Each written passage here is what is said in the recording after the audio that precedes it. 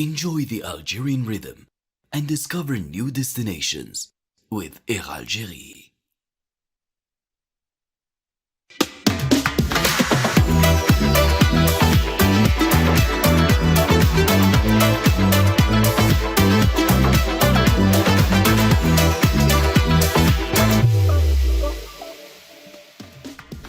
Bonsoir à toutes et à tous et bienvenue à vous sur Al24 News pour cette émission spéciale, vous l'aurez compris, c'est au décor qui m'entoure ce soir.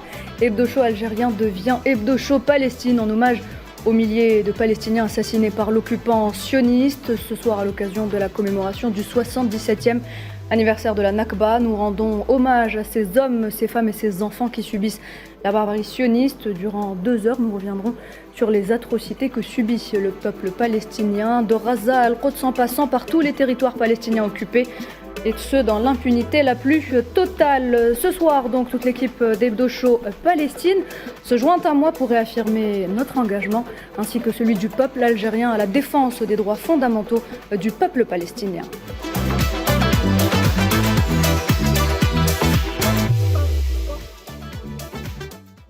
Et pour cette première partie d'émission, avant de vous présenter, mesdames et messieurs, mes chroniqueurs, les chroniqueurs habituels d'Hebdo Show Algéria, nous allons d'abord présenter notre invité, un invité de marque qui se joint à nous ce soir. Il s'agit de monsieur l'ambassadeur de la Palestine, son Excellence Faiz Abou Aïta. Bonsoir, merci d'avoir accepté notre invitation. Merci beaucoup.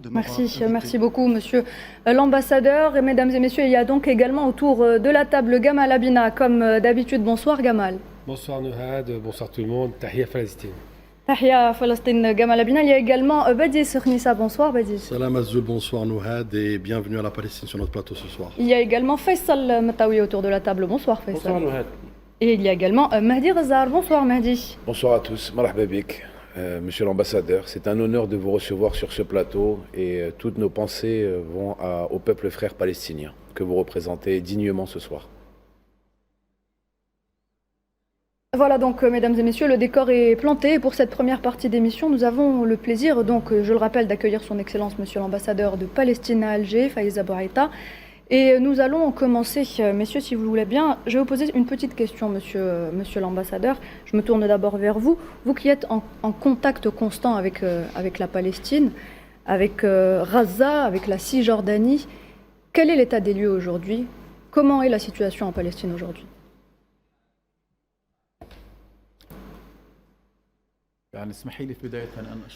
Donc permettez-moi de vous remercier pour l'invitation et je remercie mes chers frères dans ce panel qui contribuent à cette et qui participent à cette discussion.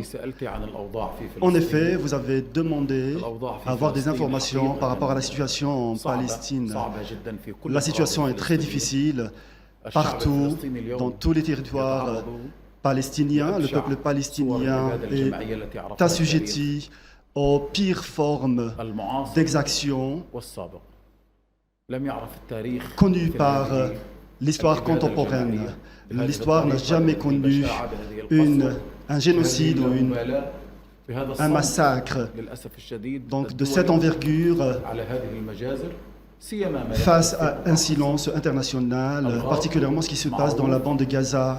L'objectif est connu par tous, c'est la liquidation de la question palestinienne. Il est clair qu'après 70 ans de la Nakba du peuple palestinien en 77 ans plutôt de la Nakba du peuple palestinien, il y a eu une décision du gouvernement israélien. Ils ont repris ça et ils ont commencé à l'implémenter, à la mettre en œuvre. C'est l'éradication du peuple palestinien, son déplacement et la liquidation de la question palestinienne. L'objectif étant qu'ils ne peuvent pas coexister avec le peuple palestinien qui est le propriétaire légitime de cette terre. Donc c'est des voleurs d'histoire, c'est des voleurs de territoire, c'est des voleurs des droits du peuple palestinien également. Ils ont peur, ils sont préoccupés de voir la présence des Palestiniens sur leur territoire. Qu'en est-il du nombre des Palestiniens qui sont présents sur les territoires palestiniens, qui sont de 7 millions. La Nakba de 1948 n'a pas réussi à déraciner les Palestiniens de leurs terres. Les Palestiniens ont réussi à renforcer leur présence sur leur terrain, sur leurs terres, et ils ont réussi à se reproduire. Ils ont rempli toute la superficie. Donc il y a les Palestiniens de 48, des nombres 2 millions de Palestiniens, la Cisjordanie un peu plus de 2 millions de Palestiniens, et la bande de Gaza décompte également un peu plus de 2 millions de Palestiniens. Donc le total remonte à un peu plus de 7 millions, et c'est un peu plus que le pourcentage des Israéliens sur les territoires palestiniens. Donc ceci représente un sujet de préoccupation pour la droite israélienne et le gouvernement de Netanyahou, le gouvernement de extrême droite criminelle. transférer la destruction et les génocides en Cisjordanie. هل تعتقدون أن يعني الكيان الصهيوني سينقل الإبادة إلى الضفة الغربية بعد غزة؟ هذا وارد جدا. C'est très plausible. وأستطيع أن أقول لك أن Et je peux vous dire que la principale bataille, وإن كان يسمع et même si رحاها وتدور على أرض on قطاع entend بما تمثل ces répercussions et elles se tient dans la bande de Gaza, donc c'est un génocide dans les pires des formes et les pires des représentations, mais la vraie guerre se tient et se déroule dans la Cisjordanie parce qu'ils veulent extirper les Palestiniens de leurs terres, parce que la Cisjordanie comprend donc ou représente 22% de la totalité de la superficie de la Palestine historique. Et la Cisjordanie, alors donc est appelée Yehuda ou Samera, qui fait partie de leur idéologie religieuse, étant donné qu'ils prétendent que c'est un legs historique et religieux en Palestine. Ils veulent implémenter leur présence dans la Cisjordanie. C'est pour ça que nous voyons que cette colonisation qui essaye de voler tous les territoires palestiniens, cette bataille qui est en train de se dérouler et faire rage dans la bande de Gaza, c'est la déportation, c'est le déplacement et c'est le déracinement du peuple palestinien. Le peuple palestinien a pu résister pendant 77 ans avec l'OLP. Ils ont réussi à renforcer la présence du peuple palestinien sur leur terre et nous avons toujours eu conscience que la meilleure arme et l'arme la plus importante et la plus puissante entre les mains des Palestiniens, c'est leur présence sur leur territoire. Et nous savons comment nous pouvons progresser et nous pouvons nous développer et comment préserver cette terre. Nous avons préservé Al-Quds avec son identité arabe et islamique malgré toutes les tentatives de judaïsation et nous combattons pour chaque grain de sable, chaque centimètre dans la cité d'Al-Quds. Et nous sommes sujets à toute forme d'exaction pendant toute cette période-là, mais nous continuons à résister, nous continuons à lutter. Et quand vous rentrez, vous accédez à la région d'Al-Quds, vous allez voir, vous allez sentir cette odeur de l'identité arabe et musulmane. Toutes les personnes qui viennent visiter cet endroit ont le sentiment que c'est un pays arabe et nous allons préserver ça, nous allons continuer à nous battre pour préserver ça. Et ça, c'est les territoires palestiniens qui ont été colonisés par l'entité sioniste depuis un peu plus de 77 ans et n'ont pas réussi à oblitérer l'identité de ce peuple palestinien. C'est les terrains, c'est les terres plutôt de nos aïeux, de nos ancêtres et nous allons les préserver et les conserver. Et si nous avons pu le faire jusqu'à maintenant, préserver notre cause, notre identité, nous avons accepté les résolutions onusiennes pour l'établissement d'un État palestinien en ligne avec les frontières du 4 décembre de 1967. La Palestine, les frontières de 1967 avec Jérusalem et Al-Quds الشرقية comme capitale est toujours plausible. هل حل الدولتين لا زال وارد اليوم بعد الإبادة في غزة؟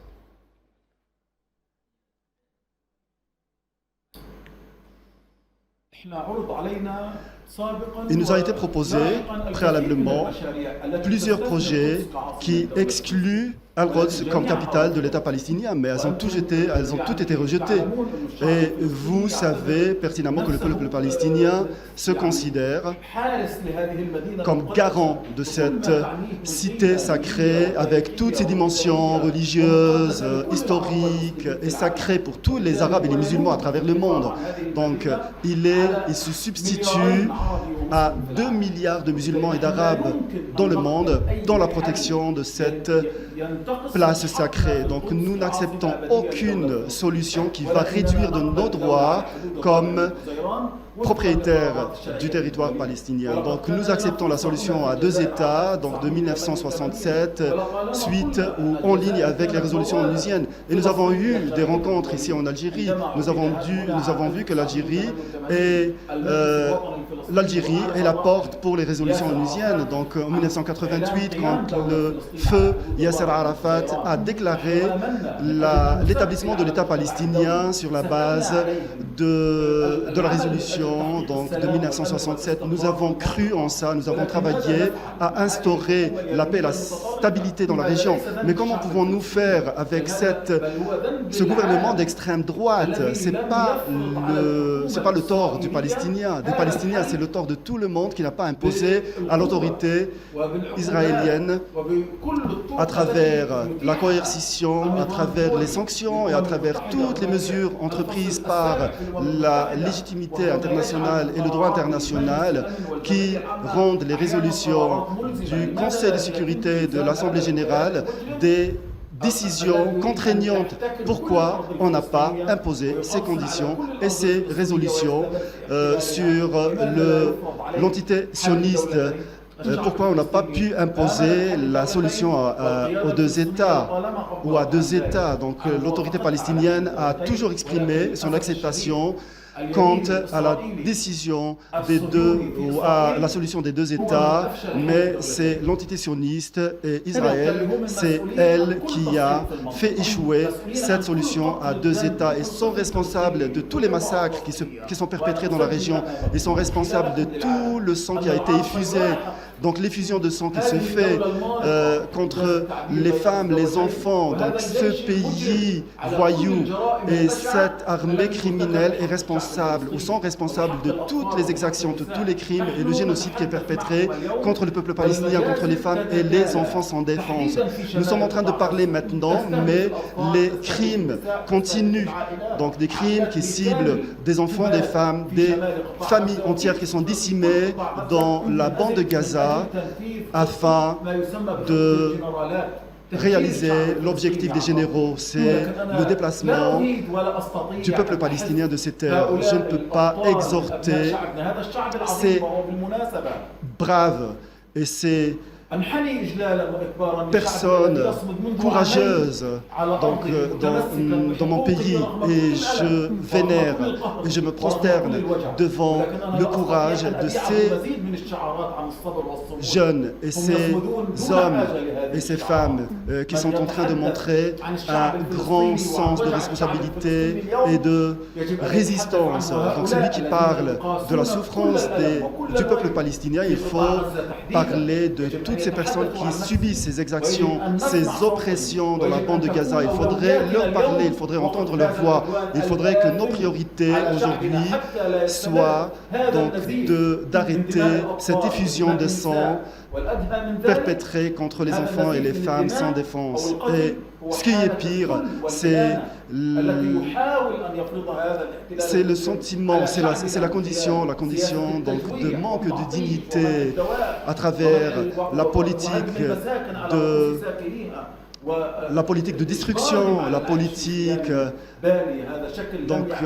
de famine et forcer le peuple palestinien à vivre dans des conditions précaires. Le peuple palestinien ne sont pas habitués à ça. Moi, je suis ambassadeur de l'État de Palestine en Algérie et j'ai vécu à Gaza. Donc le peuple de Gaza, c'est un peuple digne, un peuple qui a beaucoup de dignité, qui a beaucoup d'orgueil. Et c'est un peuple qui a l'habitude de vivre dans de bonnes conditions.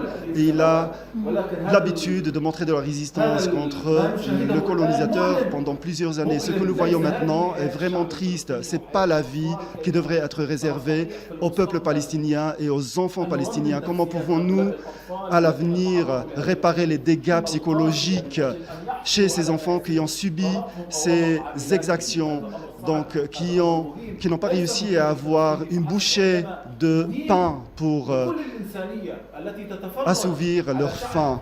Donc c'est la responsabilité de toute l'humanité qui est en train de regarder un peuple qui est en train de mourir de faim. Donc c'est une humiliation pour toute l'humanité, pour tous les pays qui ont offert leur soutien à cette que pensez-vous des efforts entité criminelle? diplomatiques internationaux? Sont-ils suffisants ou est-ce qu'on est face à une indifférence collective aujourd'hui?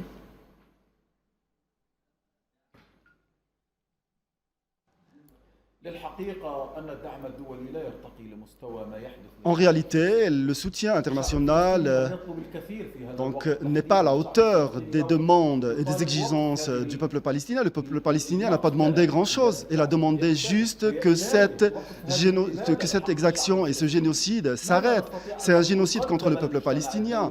Qu'est-ce que la communauté internationale a donné du moment qu'elle est incapable de mettre fin à ce génocide, à ce massacre? Nous pouvons dire que la communauté internationale est en train de regarder sans réagir quel est le nombre des décisions et des résolutions qui ont été proposées par l'Algérie au sein du Conseil de sécurité pour arrêter ce massacre et cette exaction. Donc toutes ces propositions ont été rencontrées par des vétos américains et des refus de la part de certains membres du Conseil d'administration, du Conseil de sécurité pour permettre à l'État sioniste de continuer, donc à ce gouvernement extrémiste, de continuer son génocide et son agression à la lumière de tout le soutien qui a été fourni, qui continue d'être fourni par l'administration américaine, par Trump en particulier. Ça, c'est une humiliation à l'égard des États-Unis qui prônent la démocratie et la liberté et qui a tout le temps parlé de ces principes, de ces valeurs qui ne sont pas implémentées sur le terrain de la réalité. Et je réitère le fait que la communauté internationale est incapable de changer ça. Donc nous adressons nos remerciements et nos appréciations à tous les pays qui ont soutenu le peuple palestinien, y compris l'Afrique du Sud. Et il y a d'autres pays aussi qui ont reconnu l'État palestinien, tels que la Norvège, l'Espagne et certains autres pays qui ont reconnu l'État palestinien, et ceci a une grande signification. L'Algérie plaide pour que la cause palestinienne devienne une cause centrale dans le monde arabe.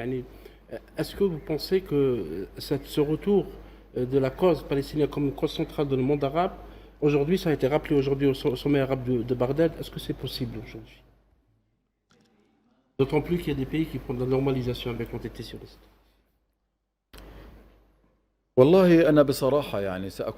Très honnêtement, je vais être honnête avec vous. Il m'est difficile en tant que Palestinien d'attacher de l'importance à ce qui découle du sommet arabe au moment où les résolutions onusiennes sont écrites par de l'encre noire sur blanc. Le peuple palestinien continue à perdre des vies, donc le sang continue à couler dans les territoires occupés. Donc il est grand temps maintenant de concrétiser ces résolutions. Il faut arrêter ces agressions et ces crimes. Les Nations Unies doivent utiliser ou user de tout son poids et son influence pour arrêter cette effusion de sang.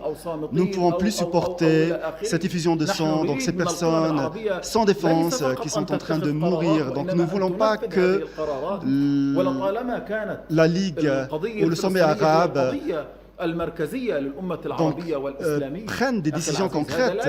Il ne suffit pas de se limiter à des résolutions écrites. Donc, on ne dit pas qu'ils ne fournissent rien du tout. Nous apprécions leur soutien et leur position envers le peuple palestinien, mais concrètement, nous avons besoin de positions plus concrètes pour essayer des décisions plus concrètes pour arrêter Monsieur l'ambassadeur. Alors avant de continuer, si vous voulez bien, le débat. Mais en réalité, je ne voudrais pas, je ne veux pas rater l'occasion de présenter au nom de tout le peuple palestinien donc les remerciements et l'appréciation au président Abdelmadjid Tebboune et ce que l'État algérien fournit au peuple palestinien. J'étais en train d'écouter donc une déclaration de Mahmoud Abbas il y a 2 jours de cela. Donc il a adressé ses remerciements à l'Algérie, au président Abdelmadjid Tebboune, et il a dit il faut souligner ce que l'Algérie est en train de nous offrir. Donc ceci des notes du soutien qui est fourni par l'Algérie pour le peuple palestinien et la cause palestinienne. Nous apprécions ceci avec beaucoup et nous apprécions beaucoup ceci et nous remercions tout le peuple algérien et le gouvernement algérien pour tous les efforts et tout le soutien qu'ils sont en train de nous apporter sur le plan psychologique, sur le plan économique et sur le plan social également. Donc l'Algérie a fourni beaucoup d'aide et elle a accueilli aussi plusieurs victimes et blessés palestiniens. Alors la position constante de l'Algérie en faveur des droits légitimes du peuple palestinien a été justement réaffirmée, messieurs, avec force par le président de la République, M. Abdelmadjid Tebboune, dans un message lu en son nom par le chef de la diplomatie algérienne, Ahmed Attaf. C'était à Bagdad, lors de la 34e session ordinaire du Conseil de la Ligue arabe. Je vous propose de l'écouter, on en parle juste après. Il y a quelques jours, notre Ligue arabe a soufflé la bougie de sa 8e décennie et notre monde arabe est confronté à des défis croissants sans précédent dans son histoire moderne. Notre cause centrale voit affluer les plans de liquidation face à l'acharnement de l'occupation israélienne à imposer sa vision absurde d'une paix qu'elle ne peut concevoir qu'à sa mesure, selon ses caprices et à la hauteur de ses ambitions. Une paix fondée sur la ruine de la cause palestinienne, une paix dans laquelle les pays voisins sont privés des éléments les plus fondamentaux de leur sécurité, de leur tranquillité et de leur stabilité. Une paix qui garantit une hégémonie absolue, sans responsabilité, sans contrôle et sans contestation. Voilà, c'était donc Ahmed Attaf, chef de la diplomatie algérienne. Badis, je me tourne vers vous à présent. Est-ce que c'est l'absence du rôle arabe qui a laissé le champ ouvert aux ingérences étrangères, notamment à ce qui se déroule en Palestine aujourd'hui depuis des années? Je pense que, comme son Excellence a pointé, mais à juste titre, effectivement, c'est-à-dire qu'il y a une dynamique du monde arabe, mais elle n'est pas suffisante. Parce que moi, je dissocie le monde arabe, c'est-à-dire des États et des peuples. Aujourd'hui, les peuples convergent tous, en tout cas les peuples du monde arabe, même les peuples humanistes tout court, puisqu'on est en train de parler d'une cause humaniste avant qu'elle soit diplomatique ou politique. Donc il y a cette convergence incontestée, incontestable. Pour les États, effectivement, il faut revenir aux mécanismes qui permettent toute action, toute dynamique favorable à la cause palestinienne, à savoir la Ligue arabe. Et la Ligue arabe, là aussi, il y a beaucoup de points sur lesquels on peut s'attarder davantage, à savoir cette réforme tant attendue, mais surtout aussi cette prise de conscience, notamment de ce que c'est la question palestinienne aujourd'hui. C'est-à-dire qu'au-delà d'une question politique, elle est une question humaniste, une question humaine. Et c'est là où le bas blesse, j'ai envie de vous dire. Donc on a besoin véritablement, avant d'établir des leviers qui puissent permettre justement un changement de paradigme, mais surtout aussi d'équation pour qu'elles soient des leviers de pression, et notamment qui pèsent dans l'équation géopolitique et qui pèsent dans les équilibres pour pouvoir permettre d'abord aujourd'hui un cessez-le-feu, mais surtout aussi à terme de bâtir la paix, puisque c'est ça dont on parle, la solution à 2 États, que le peuple palestinien vive libre et indépendant, mais surtout aussi vive dignement, c'est-à-dire avec les droits les plus fondamentaux, à savoir la vie, la dignité. Donc effectivement, sur votre question, en filigrane, il faut revenir sur cette structure elle-même. Le président de la République, Abdelmadjid Tebboune, a évoqué d'abord l'ancienneté de cette Ligue arabe qui 80 ans de mémoire. Donc c'est pour dire qu'effectivement, il y a tant de chemins parcourus, mais surtout aujourd'hui, nous faisons face à des défis d'existence, existentiels. Nous sommes en train de vivre des défis vitaux. Et Excellence l'a évoqué, effectivement, aujourd'hui, ce qui touche la cause palestinienne touche l'humanité, touche le monde entier. Donc si nous restons un peu avec cette politique d'autruche face à des dérives, je dirais même plus condamnables, des dérives qu'il faut impérativement cesser dans l'absolu, mais surtout aussi, mettre cette entité sioniste en face de ses responsabilités pour qu'elle puisse justement sortir de ce cycle d'impunité et d'humilité. Donc, le monde arabe doit reprendre conscience et responsabilité notamment de cette question latente, cette question, aujourd'hui, dramatique et tragique, puisque chaque jour, nous avons des massacres massifs. Chaque jour, nous avons une machine de guerre aveugle de l'entité sioniste qui ne fait pas de différence entre personnes. Et c'est pourquoi, vous avez évoqué le monde arabe, j'irai encore plus loin, c'est que la communauté internationale, on pourra en parler tout à l'heure, c'est-à-dire que le Sud global, qui est en règle générale acquis à la cause palestinienne, l'Union africaine, dans tous les mécanismes ou les espaces géopolitiques et diplomatiques qui peuvent justement jouer dans cette équation et peser, ils sont les bienvenus. C'est pourquoi je dirais qu'il y a véritablement une priorité à mener sur la convergence de ces luttes pour qu'on arrive effectivement à faire un rapport de force, puisqu'il n'y a que le rapport de force que comprend cette entité sioniste voyou. Excellence, je reviens vers vous. On arrive à la fin de notre première partie plutôt avec vous. Je vais vous donner le dernier mot par rapport toujours au monde arabe. Est-ce que le monde arabe doit se soulever aujourd'hui comme un seul homme pour défendre la Palestine ? لا شك القضية الفلسطينية هي قضية Il est مركزية. indubitable que la question palestinienne est une question centrale. Nous apprécions toutes les conditions à travers lesquelles passent les pays arabes et nous sommes concernés par les intérêts des pays arabes, tout comme nous sommes préoccupés par les intérêts du peuple palestinien. Tout ce que nous demandons, c'est qu'au niveau officiel ou au niveau du peuple, donc il faut fournir toutes les conditions nécessaires et le soutien nécessaire pour permettre au peuple palestinien de continuer à résister et mettre fin à cette guerre et ce génocide. Donc toutes les relations à travers lesquelles ils peuvent imposer à la communauté internationale de mettre fin à ce crime à l'encontre du peuple palestinien. Donc il n'est pas normal qu'après une année et demie, le génocide et les massacres continuent. Nous ne parlons pas d'un mois, 2 ou 3. Il y a un consensus que ce qui se passe dans la bande de Gaza en particulier et en Palestine en général est sans précédent dans l'histoire. Comment les frères arabes, même le monde, peuvent accepter de voir ce massacre continuer. Donc il faut mettre fin à cette effusion de sang, il faut mettre fin à ce génocide et à ces massacres. Donc il y a certaines histoires qui sont effrayantes et effarantes. Je ne peux pas les raconter. Donc des situations que les caméras, que les organes de médias ne peuvent pas relayer. Je dois être honnête et franc avec vous et dire que la souffrance qui est générée par la guerre vient en second rang par rapport à la faim, par rapport aux conditions difficiles, par rapport aux souffrances quotidiennes. Donc les pères de famille endurent des souffrances incommensurables pour essayer d'offrir un morceau de pain pour leurs enfants, pour calmer leur faim. Alors la population de la bande de Gaza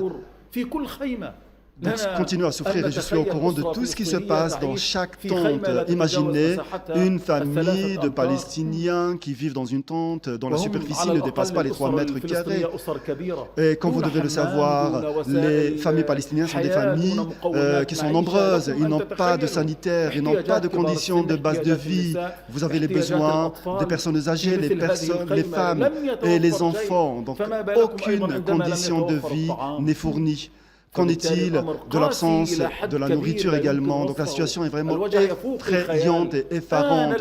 Ça dépasse toute imagination. Donc il est grand temps que la conscience internationale se réveille. Et nous ne demandons pas plus que l'arrêt de ce massacre ou de ce génocide pour passer à une autre étape.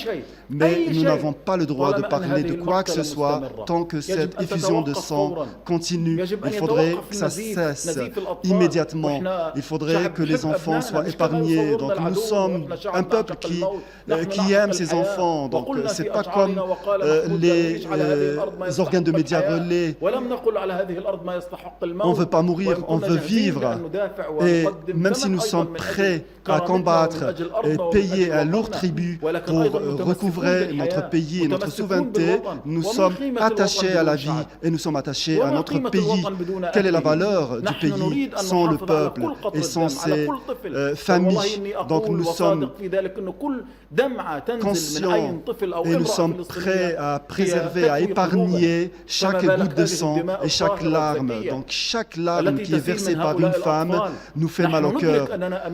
Et chaque goutte de sang qui est versée nous tue également. C'est des colonisateurs. C'est des colonisateurs qui sont remplis de rancune et de rancœur contre le peuple palestinien. Ils ne peuvent pas supporter que le peuple palestinien continue à rester ou à exister dans son pays. Il faudrait que ces massacres cessent. Monsieur Faiz Abou Aïta, je rappelle que vous êtes l'ambassadeur de la Palestine à Alger. Merci d'avoir accepté notre invitation. Merci. Merci beaucoup. Merci à vous. Mesdames et messieurs, on poursuit cette émission dans quelques instants.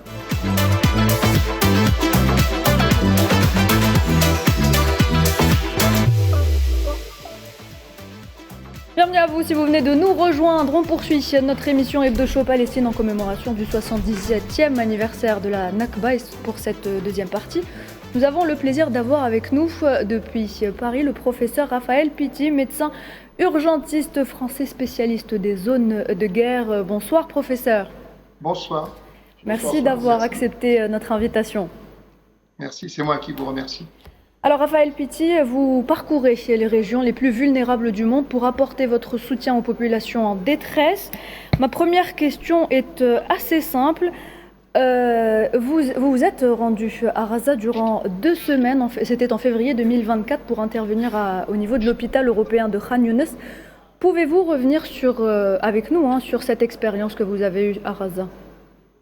Eh bien, nous avons été la première mission médicale étrangère à pouvoir entrer à Gaza.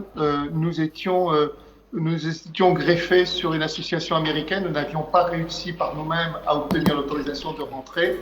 Et c'était vraiment une expérience extrêmement difficile pour moi, qui est pourtant, comme vous le disiez tout à l'heure, était dans des zones de conflit depuis plus de 30 ans. Et ce qui a le plus marqué, c'est que quand nous sommes arrivés dans nos 2 minibus, nous étions une vingtaine de médecins en tout, nous sommes allés sur l'hôpital européen. Et en arrivant vers l'hôpital européen, il y avait une foule qui était autour de l'hôpital européen, 25 000 environ personnes qui étaient venues se réfugier tout contre l'hôpital européen dans ce qu'on pouvait considérer comme une espèce de grand bidonville fait essentiellement d'hébergement de fortune avec des bâches, des tentes, avec des draps, etc.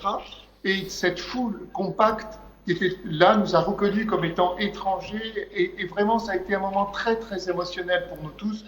Nous étions les premiers à pouvoir rentrer et ils avaient l'impression vraiment qu'on était venus les libérer. Devant l'entrée de l'hôpital européen, l'ensemble du staff de l'hôpital avec son directeur était sur les marches et nous ne le connaissions pas, mais en tout cas nous sommes tombés dans les bras les uns avec les autres. Et à l'intérieur de l'hôpital, alors c'était la même situation de chaos. Il y avait plus de 3000 personnes qui vivaient dans les couloirs, à même le sol, par terre, et qui, avec les enfants, qui jouaient de tous les côtés. Et c'était un hôpital qui était totalement débordé, à la fois pour le nombre de malades. Il a 600 places, ils étaient à 900. Et par cette foule qui était là, désœuvrée à l'intérieur de l'hôpital, ce qui posait d'énormes problèmes pour fonctionner, bien évidemment, et pour maintenir un certain niveau d'hygiène. Très bien. Professeur Pitti, alors, mis à part les nombreux bombardements qui ciblent donc la bande de Gaza, il y a également cette famine. Aucune aide humanitaire n'est entrée dans l'enclave palestinienne depuis plusieurs semaines. Est-ce qu'aujourd'hui, affamés 2,5 millions de personnes, c'est la nouvelle arme utilisée par l'entité sioniste pour arriver à ses fins? Oui, absolument, et d'autant que c'est quand même assez extraordinaire. Il y avait les négociations, il y avait une trêve, il y avait des négociations qui avaient permis justement la libération à la fois des otages et des prisonniers palestiniens. Les choses se déroulaient à peu près normalement. Et voilà que le 2 mars, les Israéliens ont pris la décision d'interrompre ce processus qui était en cours pour, à ce moment-là, fermer d'un blocus, d'un siège extrêmement très très fort, ne permettant de ne pas faire entrer le moindre gramme de nourriture à l'intérieur, coupant l'eau, l'électricité, coupant le gasoil aussi à l'intérieur, ce qui génère des problèmes au niveau des générateurs, des groupes électrogènes au niveau des hôpitaux. Ils ont totalement fermé Gaza, assiégé Gaza d'une manière intense. Or, nous étions déjà dans une situation de précarité, puisque nous avons, notre ONG USOM, nous avons des structures de soins primaires, nous en avons 5 que nous gérons, nous distribuons de l'eau, et là nous nous sommes retrouvés devant une situation d'aggravation très importante. Les enfants étaient déjà en cours de dénutrition, et là maintenant nous sommes arrivés au stade 4 de la famine. Les enfants sont en train de mourir de faim, et c'est un cri d'alarme que je lance à votre télévision pour dire il faut agir très vite. Il y a une situation dramatique qui est en train de se passer sous nos yeux. Ils sont en train d'assassiner la population de Gaza. Professeur, bonsoir. Tout d'abord, merci d'être parmi nous ce soir et merci de prouver au monde que l'humanité existe encore à travers des personnes comme vous qui aidez nos frères et nos sœurs palestiniens qui sont dans un état effroyable par rapport à un blocus humanitaire qui n'a pas de nom à part atroce et dégueulasse. Donc tout d'abord, avant de commencer, merci. Vraiment, moi je vous remercie de me permettre de témoigner. Il est vraiment très très important que tous ceux qui sont justement cette humanité puissent aujourd'hui élever la voix et dire que nous ne pouvons pas accepter cela. C'est inacceptable parce que c'est aussi notre humanité qui est en train de mourir. Exactement. Moi, je voulais vous interpeller par rapport au silence assourdissant de la communauté internationale. Je pense qu'en 2025, c'est un génocide que nous voyons à ciel ouvert, en 4K, en live, sur toutes les chaînes d'infos en continu qui détournent l'information première, qui est un massacre d'enfants, de personnes âgées, un déplacement forcé, donc un génocide et une épuration ethnique. Moi, la question que je vais vous poser, c'est comment vivez-vous ce 2 poids 2 mesures journalistique à travers bien des chaînes en Europe et dans le monde pour détourner la réalité de ce qu'elle est. La réalité, c'est que c'est un génocide. Donc comment vous vivez cela et comment les personnes avec lesquelles vous travaillez, qui viennent, je sais, d'un peu partout dans le monde pour aider les familles palestiniennes à affronter ce massacre, comment vous vivez cela? Comment vous vivez cette injustice que nous vivons tous, êtres humains, puisqu'il reste encore des êtres humains sur cette terre? Comment vous vivez ça au fond de vous-même? Voilà ma question. Je suis dans une colère d'indignation qui ne s'arrête pas du tout.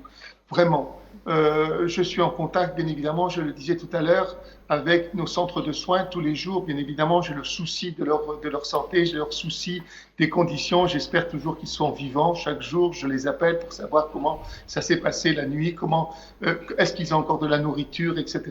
Vous comprenez que je suis à la fois très soucieux de ce qui est là-bas, de ce qui se passe là-bas, puisque nous sommes directement en lien avec eux. Il y a maintenant, et j'ai osé le dire il y a peu de temps, j'avais été invité dans une émission de grande écoute, et je dis maintenant, il est difficile de ne pas parler de génocide. Et c'est vrai que c'est important. Jusqu'à présent, je m'étais toujours gardé d'utiliser ce terme, en parlant plutôt de massacre, parce que le terme génocide revient justement à la justice de déclarer qu'il y a une situation génocidaire, c'est-à-dire il y a l'intention de faire disparaître une ethnie, un groupe, etc. C'est ce qui se passe actuellement. Alors oui, c'est ça. Et je pense qu'on peut le dire aujourd'hui. Ce n'est pas un fait historique comme le prétend M. Macron. C'est les historiens qui diront plus tard s'il y avait un génocide. Il se trouve que la Cour internationale de justice avait sommé Israël, l'État israélien, qui était la force occupante, elle avait soumis des recommandations qui étaient de préserver la population parce qu'il y avait un risque de génocide. C'était les termes exacts utilisés par la Cour internationale de justice. Israël se devait de préserver cette population. Or, Israël a pris l'initiative de rompre et de mettre un blocus et un siège extrêmement difficile, utilisant la faim comme arme de guerre. Israël, donc, n'a pas répondu aux recommandations. Nous sommes devant un génocide. Et il n'est pas nécessaire, bien évidemment, d'essayer de polémiquer dessus. Nous sommes devant un génocide. Et ce génocide ne peut en aucun cas être expliqué par ce qui est advenu le 7 octobre, le massacre du 7 octobre, qui est tout aussi condamnable. Mais ce qui se passe ne peut pas être justifié par ce massacre-là. Ce qui est évident, docteur, et vous qui connaissiez mieux le dossier que nous sur le plateau, les images que nous voyons tous les jours, les plus insoutenables les unes que les autres, moi me rappellent au livre d'histoire dans certaines guerres, dans la Seconde Guerre mondiale en l'occurrence, et dans certaines guerres, la guerre d'Algérie, le Cambodge, la Bosnie, l'ex-Yougoslavie, toutes ces guerres-là ont été considérées comme des génocides après, pas pendant, mais après. Et ce qui me bouffe, on va dire, excusez-moi l'expression profondément, c'est que nous parlons actuellement d'événements, nous parlons de guerre, mais ce n'est pas de guerre, ce n'est pas une guerre, parce que pour être dans une guerre, il faut avoir deux armées qui s'affrontent. Donc c'est une armée contre un peuple sans défense. Nous sommes bien d'accord. Bien évidemment. La population de Gaza, elle est prise en otage aussi. Là c'est évident. Elle est totalement innocente de ce qui s'est passé le 7 octobre. Il y a une vraie volonté, une vraie volonté, en tous les cas, de reconquérir Gaza. Ils ont totalement détruit plus de 80% des terres agricoles. Il y a une vraie volonté écocide. Là, personne ne peut le nier non plus. La destruction de l'habitat, la destruction des terres agricoles, etc. Le déplacement de force des populations. Et maintenant, cette population, elle est soumise à la famine. On est devant la volonté d'exterminer cette population, en tous les cas, de la chasser de son territoire, de son pays, etc. Nous avons besoin de réagir. Vous savez, l'important aujourd'hui, c'est nous devons sauver les Gazaouis. Ils sont dans une situation où le risque vital est très, très important. Et donc, il y a lieu non pas de s'intéresser aux mots et de débattre sur les mots, mais de s'intéresser essentiellement à comment nous pouvons empêcher justement ce massacre de cette population. Moi, je suis médecin humanitaire. Ma parole, elle est basée essentiellement sur le droit humanitaire international. Et ce droit humanitaire international qui n'est pas respecté me donne l'obligation de témoigner, l'obligation de plaider pour dire qu'il faut arrêter, parce que non seulement, vous comprenez, la population de Gaza risque d'être exterminée en tous les cas par la faim, mais il en va aussi au même temps du droit humanitaire international. Si demain le droit humanitaire international n'est pas respecté, alors nous allons rentrer dans une période de barbarie, parce que ce sera la loi du plus fort. Et donc il nous faut réagir par rapport à la population de Gaza, mais aussi par rapport à notre propre humanité. Autrement, ce sera la loi du plus fort, et ça, vraiment, c'est la pire des choses qui puissent arriver. Monsieur Petit, vous savez que Israël, l'entité sioniste, c'est une puissance occupante qui perd son droit à la défense comme elle la soutient, parce qu'elle occupe un territoire et elle veut occuper la bande de Gaza. Vous savez, Monsieur Petit, que sur les 36 hôpitaux qui existaient à Gaza, il ne reste que quelques-uns. Les derniers ont été bombardés aussi, comme l'hôpital indonésien, l'hôpital européen. Vous êtes parmi les rares voix qui dénoncent le génocide, l'extermination et l'épuration ethnique, parce qu'on peut mettre tous les mots que vous voulez. Mais comment vous expliquez que vous faites partie d'un pays occidental qui est membre de le Conseil de sécurité, qui plaide pour le droit humanitaire, vous l'avez évoqué, le droit humanitaire qui doit être appliqué partout. Comment vous expliquez cette attitude en grande partie des Occidentaux par rapport à la situation à Gaza? Il y a un silence total. Les images qu'on voit sur notre télévision, vous ne les voyez pas sur les chaînes françaises, pour la plupart des chaînes françaises. Comment est-ce que vous pensez qu'il y a une complicité occidentale avec les crimes commis par l'entité sioniste à Gaza? Certainement, il y a forcément quelque chose, en tous les cas, que je ne peux pas moi-même m'expliquer aujourd'hui, parce que nous devrions tous nous élever, réagir, etc. J'ai même appelé à la désobéissance civile de la même façon que ce que avait fait Gandhi en Inde à son époque pour obtenir l'indépendance, ou ce qu'avait fait Martin Luther King aux États-Unis contre l'apartheid. Aujourd'hui, nous devrions réagir de la même façon, d'une manière pacifique, mais dans la désobéissance civile. Nous devrions tous être par millions dans la rue pour dénoncer justement le drame de Gaza et dénoncer justement le non-respect du droit humanitaire international. Nous sommes dans une phase de régression de notre civilisation. Si nous ne réagissons pas, nous allons véritablement rentrer dans un monde de barbares où la force du plus fort fait droit. Et donc c'est vraiment par rapport à ça, en tant qu'humanitaire, que je réagis. Vous avez parlé de l'émission dont vous êtes, dans laquelle vous êtes passé. C'était avec Léa Salamé sur comment elle s'appelle déjà l'émission? Quelle époque. Et vous avez eu en face de vous Thierry Ardisson qui a considéré que Gaza était Auschwitz, et ça a eu une levée de bouclier et un rétropédalage de Thierry Ardisson. Qu'est-ce que vous en pensez? Écoutez, je pense qu'il n'aurait pas dû utiliser ce terme parce que ça donne en même temps des arguments pour attaquer la réalité du terrain. La seule chose qui m'importe, c'est le fait, maintenant, ce qui se passe. Ils sont en train de mourir de faim. Vous savez, il y a plus de 35 000 enfants orphelins à Gaza. La plupart sont orphelins de père ou de mère ou des deux à la fois. Il y a plus de 3 800 à peu près enfants qui sont orphelins de père et de mère. Ces enfants étaient nourris par d'autres familles. Le manque d'aliments fait que les enfants, maintenant, les familles ne pouvant pas nourrir leurs propres enfants, ces enfants orphelins de père et de mère sont abandonnés et sont dans la rue. Ils courent avec les autres, avec des casseroles, avec des récipients, etc., pour aller chercher de la nourriture. La masse de gens qui recherchent la nourriture font que ces petits ne peuvent pas atteindre et après vont fouiller dans ce qui reste, dans les grandes casseroles, etc. Vous comprenez que c'est ça qui m'importe. C'est ça que nous devons mettre en évidence. Peu importe ce qui s'est passé avant de l'histoire, etc. Il faut que nous nous concentrons sur ce qui est là. Ils sont en train de mourir. Il faut qu'on réagisse. On ne peut pas rester entre nous à discuter de ce qu'il aurait fallu faire, de l'histoire, du passé, etc., ou de refaire l'histoire. Il faut qu'on se concentre sur ce qui se passe maintenant. Il y a des milliers de personnes qui sont en train de risquer de mourir de faim. Il faut que nous réagissions. C'est ça le plus important. Mais quand il compare Gaza à un camp de concentration, est-ce qu'aujourd'hui, en 2025, Gaza n'est pas un camp de concentration? Vu qu'il y a la famine, il y a les maladies qui se propagent, il n'y a pas d'hôpitaux, pas de gasoil pour les centrales. Bien sûr, je l'ai utilisé ce terme de camp de concentration. Je n'ai pas parlé de camp d'extermination, mais le terme de camp de concentration. J'ai même utilisé le terme de ghetto, bien évidemment parce que la population de Gaza ne peut pas sortir. Elle est enfermée. Et d'ailleurs, nous ne pourrons pas, nous les humanitaires, comme les journalistes, nous ne pouvons pas rentrer à l'intérieur non plus. Ils nous empêchent de le faire maintenant. Et donc, on est véritablement dans une situation où la population de Gaza est dans un camp de concentration, dans la mesure où ils sont concentrés, enfermés à l'intérieur, etc.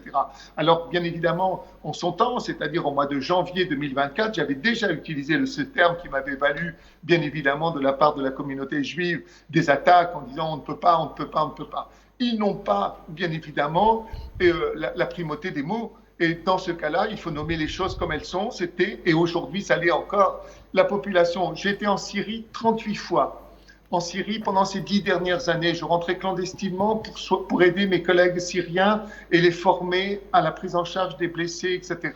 La population syrienne, elle avait la possibilité de fuir, elle avait la possibilité de se déplacer, mais là, il n'est pas possible. Je suis en Ukraine, nous formons aussi les soignants ukrainiens à la prise en charge des blessés. Je suis à Lviv, je suis à Kharkiv, etc.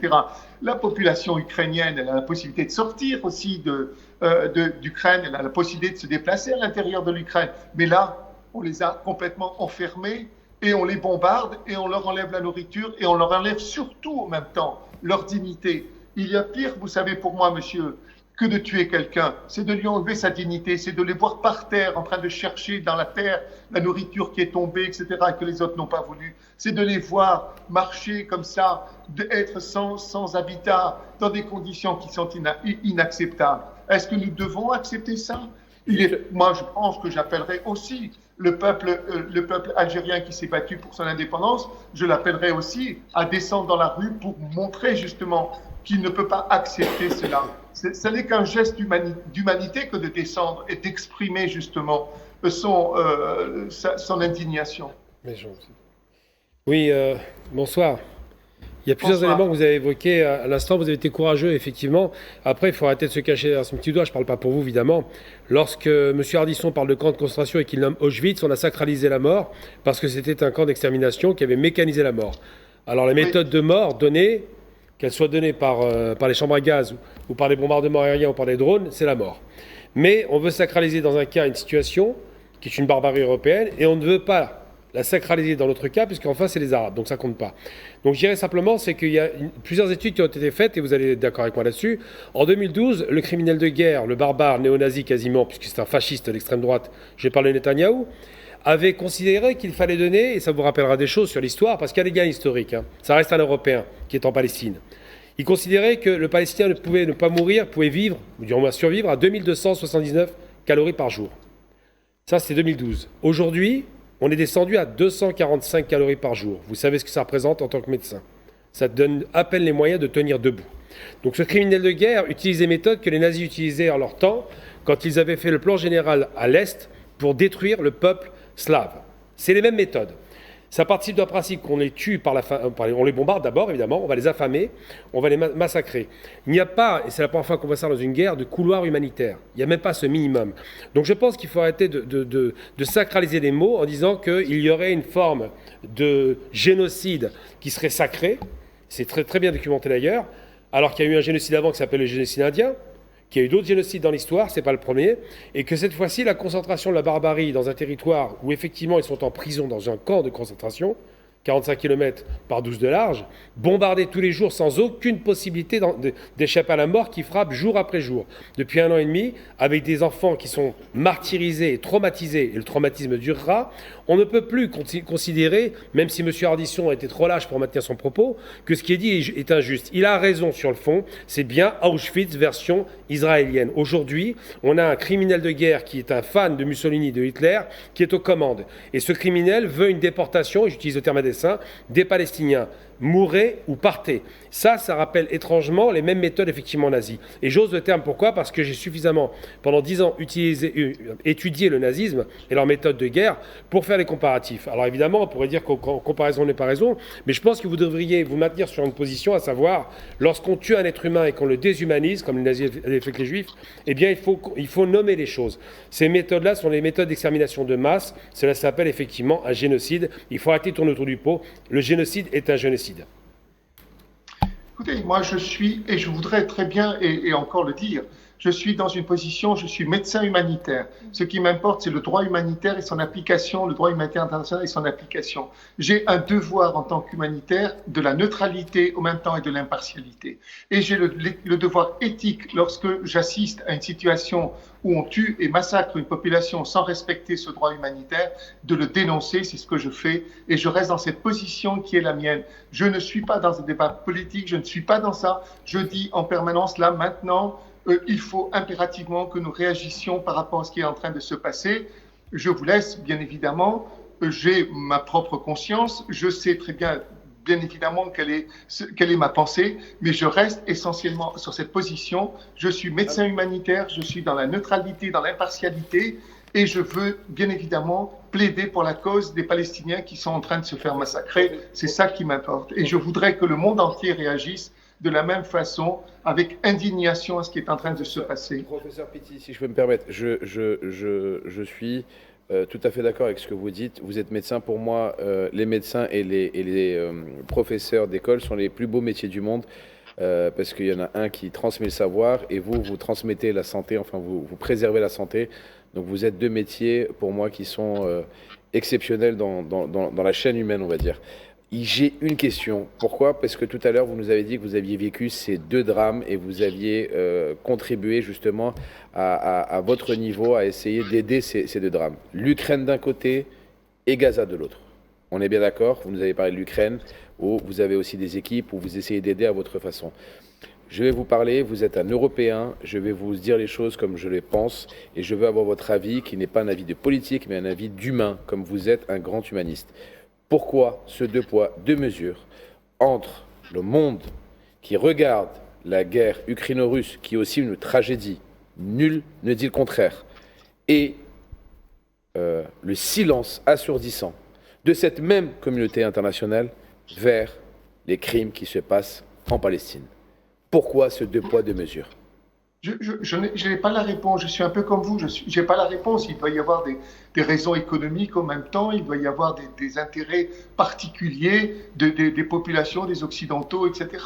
Bien évidemment, on peut, Poutine ne peut absolument pas sortir. Vous constatez ce deux poids, deux mesures flagrant. Mais évidemment, et même la façon dont nous avons accueilli les réfugiés ukrainiens par rapport aux réfugiés syriens. Les conditions d'accueil qui leur ont été faites en Europe dépassaient de ce que l'on pouvait imaginer par rapport aux pauvres Syriens qui arrivaient dans les conditions extrêmement difficiles et qui devaient prouver qu'ils étaient en situation de danger alors qu'on ne demandait rien aux Ukrainiens. Mais bien évidemment, et je l'ai dénoncé, cette injustice parce qu'elle est criante d'inhumanité.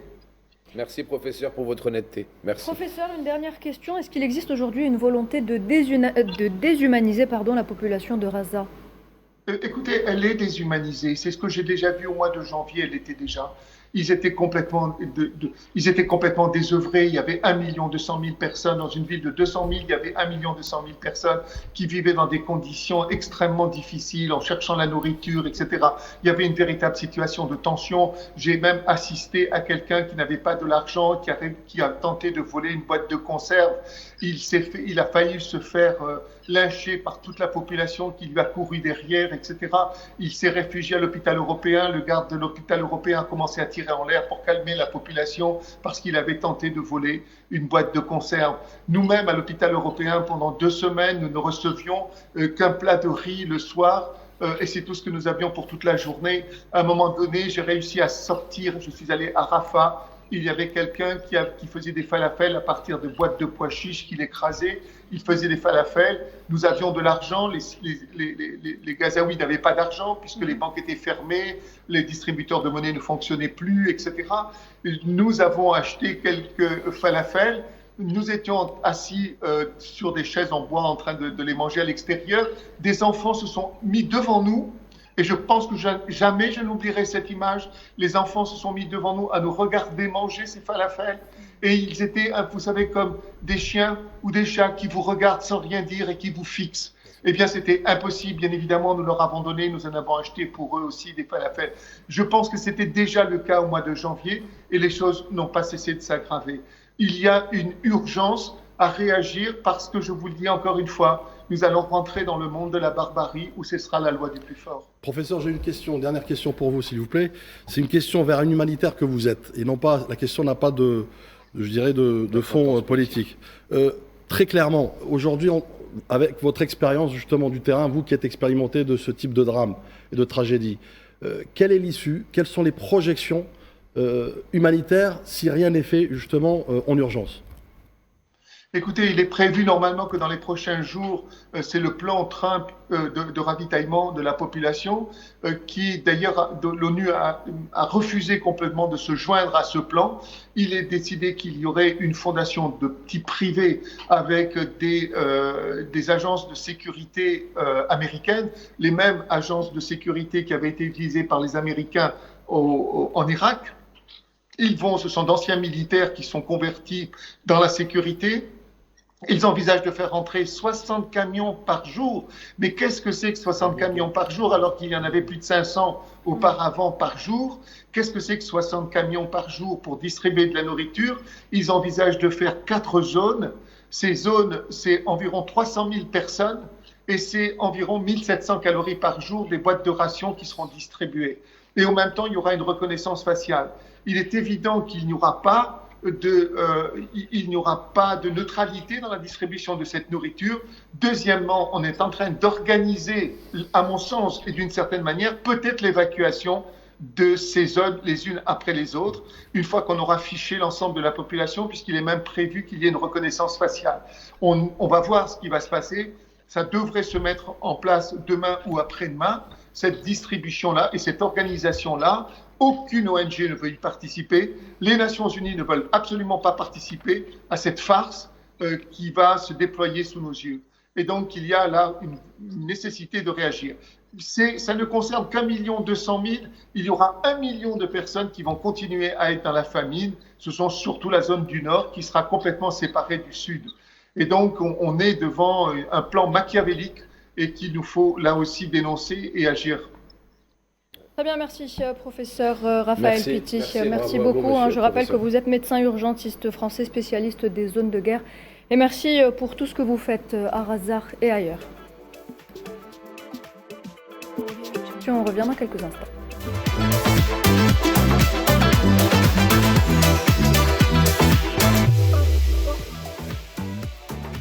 Vous regardez Al24 News, mesdames et messieurs, Hebdo Show Palestine se poursuit et hommage aux milliers de Palestiniens assassinés par l'armée d'occupation sioniste depuis 77 ans. Faisal Matawi, à vous la parole. Absolument. Je voulais continuer ce que disait le professeur Pitti, parce qu'effectivement, il y a un plan, et un plan qui est honteux, scandaleux. L'entité sioniste a créé une fondation qui s'appelle la Gaza Humanitarian Foundation, GHF. Cette dernière prévoit de distribuer l'aide via un nombre restreint de sites dans le sud de Gaza, pas dans le nord, sécurisés par des sous-traitants américains. Ça, c'est la presse israélienne qui le dit. Seuls des représentants préalablement autorisés seront habilités à venir récupérer des rations toutes les 2 semaines, puis à les transporter vers des zones distinctes. Ça veut dire qu'ils vont distribuer les aides pour une catégorie de personnes et pas pour d'autres. Et d'ailleurs, beaucoup d'experts évoquent un plan qui est mis à exécution, parce que tout ce qui se passe à Gaza n'est évidemment pas le fait du hasard. On attaque les hôpitaux, on a coupé l'eau, on a coupé le carburant, on a détruit les écoles, les enfants de Gaza ne vont plus à l'école, etc. Le plan, en fait, ce qui est mis à exécution, qui visiblement est entré dans une phase active, parce que ces derniers jours, il y a 100 à 200 morts par jour.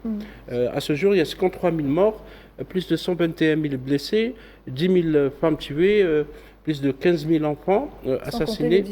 Sans disparus. Bien sûr, un nombre qui est indistinct, on ne sait pas encore le nombre exact. Le plan, alors comment il s'appelle le plan? Le plan imaginé par le cabinet de Netanyahou s'appelle les chariots de Gédéon. Gédéon, c'était un personnage biblique qui, selon donc, la narration donnée par une certaine catégorie de juifs, pas tous les juifs, Gédéon aurait détruit une tribu, les Madianites, qui étaient des tribus arabes qui vivaient dans la région du Hijaz, etc. Donc vous voyez le référent qu'il est cité, c'est un référent biblique, messianique, c'est une vengeance qui vient à travers le siècle. Ce plan, il s'agit de redéployer des forces militaires, d'infanterie, des chars, etc., qui vont entrer dans le sud, dans le nord de Gaza pour l'occuper définitivement. Ça veut dire qu'on va commencer par occuper le nord de Gaza, le plan est en exécution. C'est pour ça qu'on cible particulièrement le nord de Gaza. Et puis après, on va se déplacer vers le sud pour évacuer complètement la population vers d'autres terres, même si les pays voisins refusent cette possibilité de faire déplacer la population palestinienne en dehors de son territoire. Donc vous voyez que tout ce qui se passe actuellement est bien calculé pour obliger cet exode massif, pour que cette épuration ethnique ait lieu. Donc c'est un plan qui est politique, qui est messianique, qui est religieux, et qui porte toutes les tares de crimes de guerre qui se cumulent et qui ne sont pas du tout, comme l'a expliqué l'ambassadeur de Palestine à Alger, qui se fait dans l'impunité la plus totale. Alors on l'a bien vu, que l'objectif de l'entité sioniste, c'est de vider complètement Gaza des Palestiniens. Il y a eu également dernièrement le ciblage des maigres moyens d'accès à la nourriture des Palestiniens. On a eu les bombardements de 2 cuisines de fortune, ainsi que du centre de distribution de l'UNRWA à Jabalia. C'était donc ces derniers jours, Gamal. Tout à fait. La méthode utilisée, c'est une méthode d'affamer les Palestiniens. Alors, ce qui est très intéressant avec ces gens-là, je parle des sionistes, la première fois qu'ils ont bombardé un hôpital, ils ont fait croire que c'était, soi-disant, un tir palestinien, ce qui était ridicule. C'était la première fois. Première fois. C'était un ballon d'essai. Et à ce moment-là, moi, j'avais eu l'occasion de parler à la télévision. Effectivement, la première question qu'on nous envoyait à la figure pour qu'on se taise, c'était d'abord, vous condamnez le Hamas, l'obsession. Taisez-vous, vous n'avez rien à dire. Et ensuite, c'était, quand on parlait des chiffres de morts qui commençaient à grimper dans des proportions abyssales, les chiffres sont du Hamas. Sous-entendu, c'est faux. Et il fallait répondre à ce moment-là, oui, vous avez raison. Oui, bien sûr. Il Il fallait répondre simplement, vous avez raison, les chiffres du Hamas sont largement sous-évalués. Et ceux ont été sionnistes, ce sont juifs. Et il n'y a pas de chiffres. Eux, ils ont leur mort, ils les comptent à la virgule près, par contre, les Palestiniens, non. Et donc, ce qui se passe aujourd'hui, c'est que la méthode utilisée, c'est quoi? C'est affamer, on le sait déjà. C'est détruire tout ce qui est infrastructure. C'est en plus, et c'est là où c'est pire que tout, c'est intolérable. Ils disent quoi? Je parle des sionistes. On ne veut plus entendre parler de l'UNRWA, qui est l'organisation internationale, donc c'est le monde entier, l'UNRWA, je rappelle, qui était en charge de s'occuper des Palestiniens pour la scolarisation, pour l'éducation, pour la nourriture et pour les soins. Ils ont détruit tous les hôpitaux, il y en avait 36, il doit en rester 3 ou 4 opérationnels aujourd'hui, dans un état plus ou moins fonctionnel. Et ils vous disent non, on ne veut pas entendre parler de l'UNRWA. L'ONU est contre nous, le droit international, on s'en fiche. Sauf qu'en 1947, c'est le droit international qui va voler la terre aux Palestiniens, qui leur donnera 47% contre 53% en leur faveur. Aujourd'hui, officiellement, il y aurait encore 22% de terre qui devraient être aux Palestiniens, c'est plus le cas. Et ce que fait Netanyahou et son gouvernement de fascistes et de racistes, qui sont inspirés du nazisme, clairement, le nettoyage ethnique, c'est qu'il est en train d'affamer les Palestiniens pour créer une panique, pour qu'ils fuient le territoire. Et il espère forcer la frontière de Rafah, égyptienne, pour que les Palestiniens partent comme il y a 77 ans, la première Nakba. Sauf que les Palestiniens sont avertis de l'objectif de guerre et ils refusent. La défaite, on peut l'annoncer aujourd'hui ce soir, la défaite totale du sionisme et de Netanyahou, qui est un criminel de guerre et qui va devoir répondre à ses crimes, c'est d'avoir voulu effacer le peuple de Palestine et il n'a jamais été aussi présent dans l'esprit du monde entier. Tout le monde parle de Palestine, il y a des drapeaux palestiniens partout, l'État palestinien est une réalité dans l'esprit des gens. Mais c'est vrai que les méthodes utilisées par ce barbare sont des méthodes, effectivement, on peut le rattacher au passé, qui sont les mêmes utilisées par les nazis parce qu'il est inspiré par ces gens-là. Affamer les populations, les bombarder, les tuer, les rendre malades, puisqu'effectivement au niveau sanitaire c'est une catastrophe, c'est dit tout à l'heure par le professeur, et faire en sorte que cette panique les pousse à quitter définitivement le territoire. Ça ne vous rappelle pas des souvenirs, ça ? Qu'est-ce que disaient les nazis des juifs avant de les massacrer dans les camps? Ils ne voulaient pas les exterminer au départ, ils voulaient les déporter. Il fallait libérer les territoires des juifs, c'est ça qu'on utilisait comme terme. Et aujourd'hui, ce monsieur est bien inspiré, utilise les mêmes méthodes avec la même célérité. Donc méfions-nous des effets d'annonce, méfions-nous des gens qui sont dans le négationnisme. Quand on parle de génocide, c'est un génocide. Et méfions-nous de cet homme qui se croit au-dessus du monde. Le problème, et c'est là où j'en arrive à ma conclusion, c'est que l'entité sioniste est un produit occidental. Moi, j'ai entendu tout à l'heure la judaïsation. Non, pas la judaïsation, l'occidentalisation de la Palestine. C'est un produit occidental qui est payé par l'Occident, qui est armé par l'Occident, qui est soutenu par l'Occident. Preuve en est, si vous coupiez juste une journée le robinet à armement d'Israël, en l'occurrence, il n'y aurait plus de guerre. Donc posez-vous la question, qui sont à l'origine du mal? Angleterre, France, États-Unis, évidemment Allemagne. C'est tout simplement ça la question. C'est pour ça que la nation s'est aujourd'hui tourmentée. Faisal Mataoui, je vais vous redonner la parole dans quelques instants. Le temps d'accueillir notre invité qui vient de nous rejoindre depuis Vienne, Monsieur Yazid Ben Hounet, anthropologue et chercheur franco-algérien. Bonsoir, merci d'être avec nous. Bonsoir, vous m'entendez? Oui, on vous entend très bien. Alors avant de redonner la parole à Faisal Mataoui, nous évoquions à l'instant l'utilisation du terme génocide. Lorsqu'on parle donc des atrocités qui se déroulent à Gaza, pensez-vous qu'en Occident, aujourd'hui, les élites et les médias contribuent à l'invisibilisation de la colonisation de la Palestine et du génocide à Gaza en général? Oui, effectivement. Moi, déjà, j'avais écrit un texte dès octobre 2023 qui s'intitule « Nous sommes avec la Palestine, quel est tort ou raison ?» Ce texte a été publié en Algérie, dans la presse algérienne, sur un blog Mediapart et sur des sites alternatifs, mais impossible de le publier dans la presse française. Et je terminais dans ce texte, vu le contexte était à la répression de tout mouvement de solidarité avec les Palestiniens.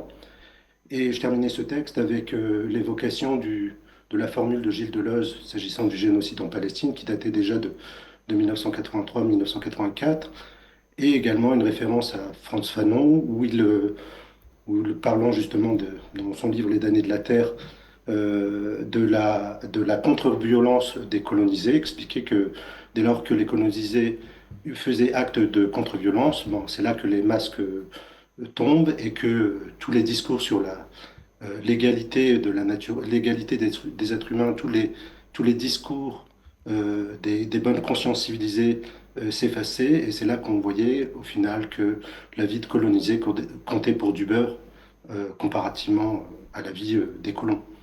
Donc voilà, et à ce moment-là, quand j'ai écrit ce texte, mi-octobre, il y avait déjà des débats dans le monde académique il y avait des avertissements s'agissant justement du génocide en cours et à venir. Il y avait notamment des intellectuels, des spécialistes du génocide comme Ras Segal, qui avait averti du génocide qui se préparait. Didier Fassin, anthropologue renommé en France, qui avait écrit un texte pour avertir justement du génocide qui arrivait. Et ces personnes-là ont été invisibilisées. Il y a eu plusieurs travaux qui ont été, en tout cas plusieurs alertes, et notamment le réseau d'études décoloniales nord-africain qui avait alerté justement suite à la déclaration explicite de l'ancien ministre de la Défense Galante lorsqu'il parlait des Palestiniens comme des animaux humains et que voilà, on savait déjà qu'un génocide arrivait. J'ai écrit un autre texte qui s'est intitulé aussi Génocide en Palestine, anatomie d'un débat sabordé, également publié en Algérie début décembre 2023 et publié sur des sites également alternatifs parce que c'était impossible de le publier dans la presse mainstream française, où je revenais justement sur l'ensemble des travaux qui montraient que le génocide était en cours et qu'il y avait des alertes sérieuses justement sur cette question-là. Alors, vous écriviez également dans l'un de vos articles, Monsieur Benhounet, je cite, que la rhétorique de l'apologie du terrorisme a été brandie pour étouffer toutes les voix critiques qui dénoncent le génocide en cours en Palestine. C'est une mesure d'intimidation, selon vous? Oui, il y a eu des mesures d'intimidation, mais il y a eu des collègues universitaires spécialistes de l'Afrique du Nord et du Proche-Orient, et pas que, qui se sont soulevés justement contre cette sorte de censure et d'oppression qui s'est abattue et qui a continué qui s'est poursuivie par la suite. Il y a notamment l'un des spécialistes du Proche-Orient et de l'islamisme, François Burgard, qui a été mis en garde à vue et qui est poursuivi pour des questions d'apologie du terrorisme. Donc il y a une répression. Ça, dernièrement, il y a le collectif Urgence Palestine, il y a une procédure de dissolution qui est en cours. Donc essayer d'étouffer les voix de soutien à la cause palestinienne, en tout cas de remise en contexte du 7 octobre, mais aussi ceux qui ont essayé d'alerter sur le génocide, parce qu'il y a eu plusieurs alertes depuis le début.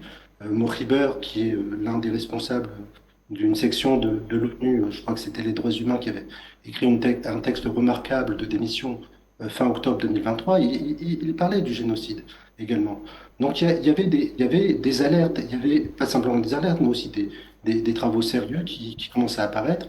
Il y a notamment l'un des amis de l'Algérie qui est décédé en novembre dernier, Maître Gilles Devers, lorsqu'il a mis en place en tout cas, la procédure auprès de la Cour pénale internationale dans lequel il parlait de génocide.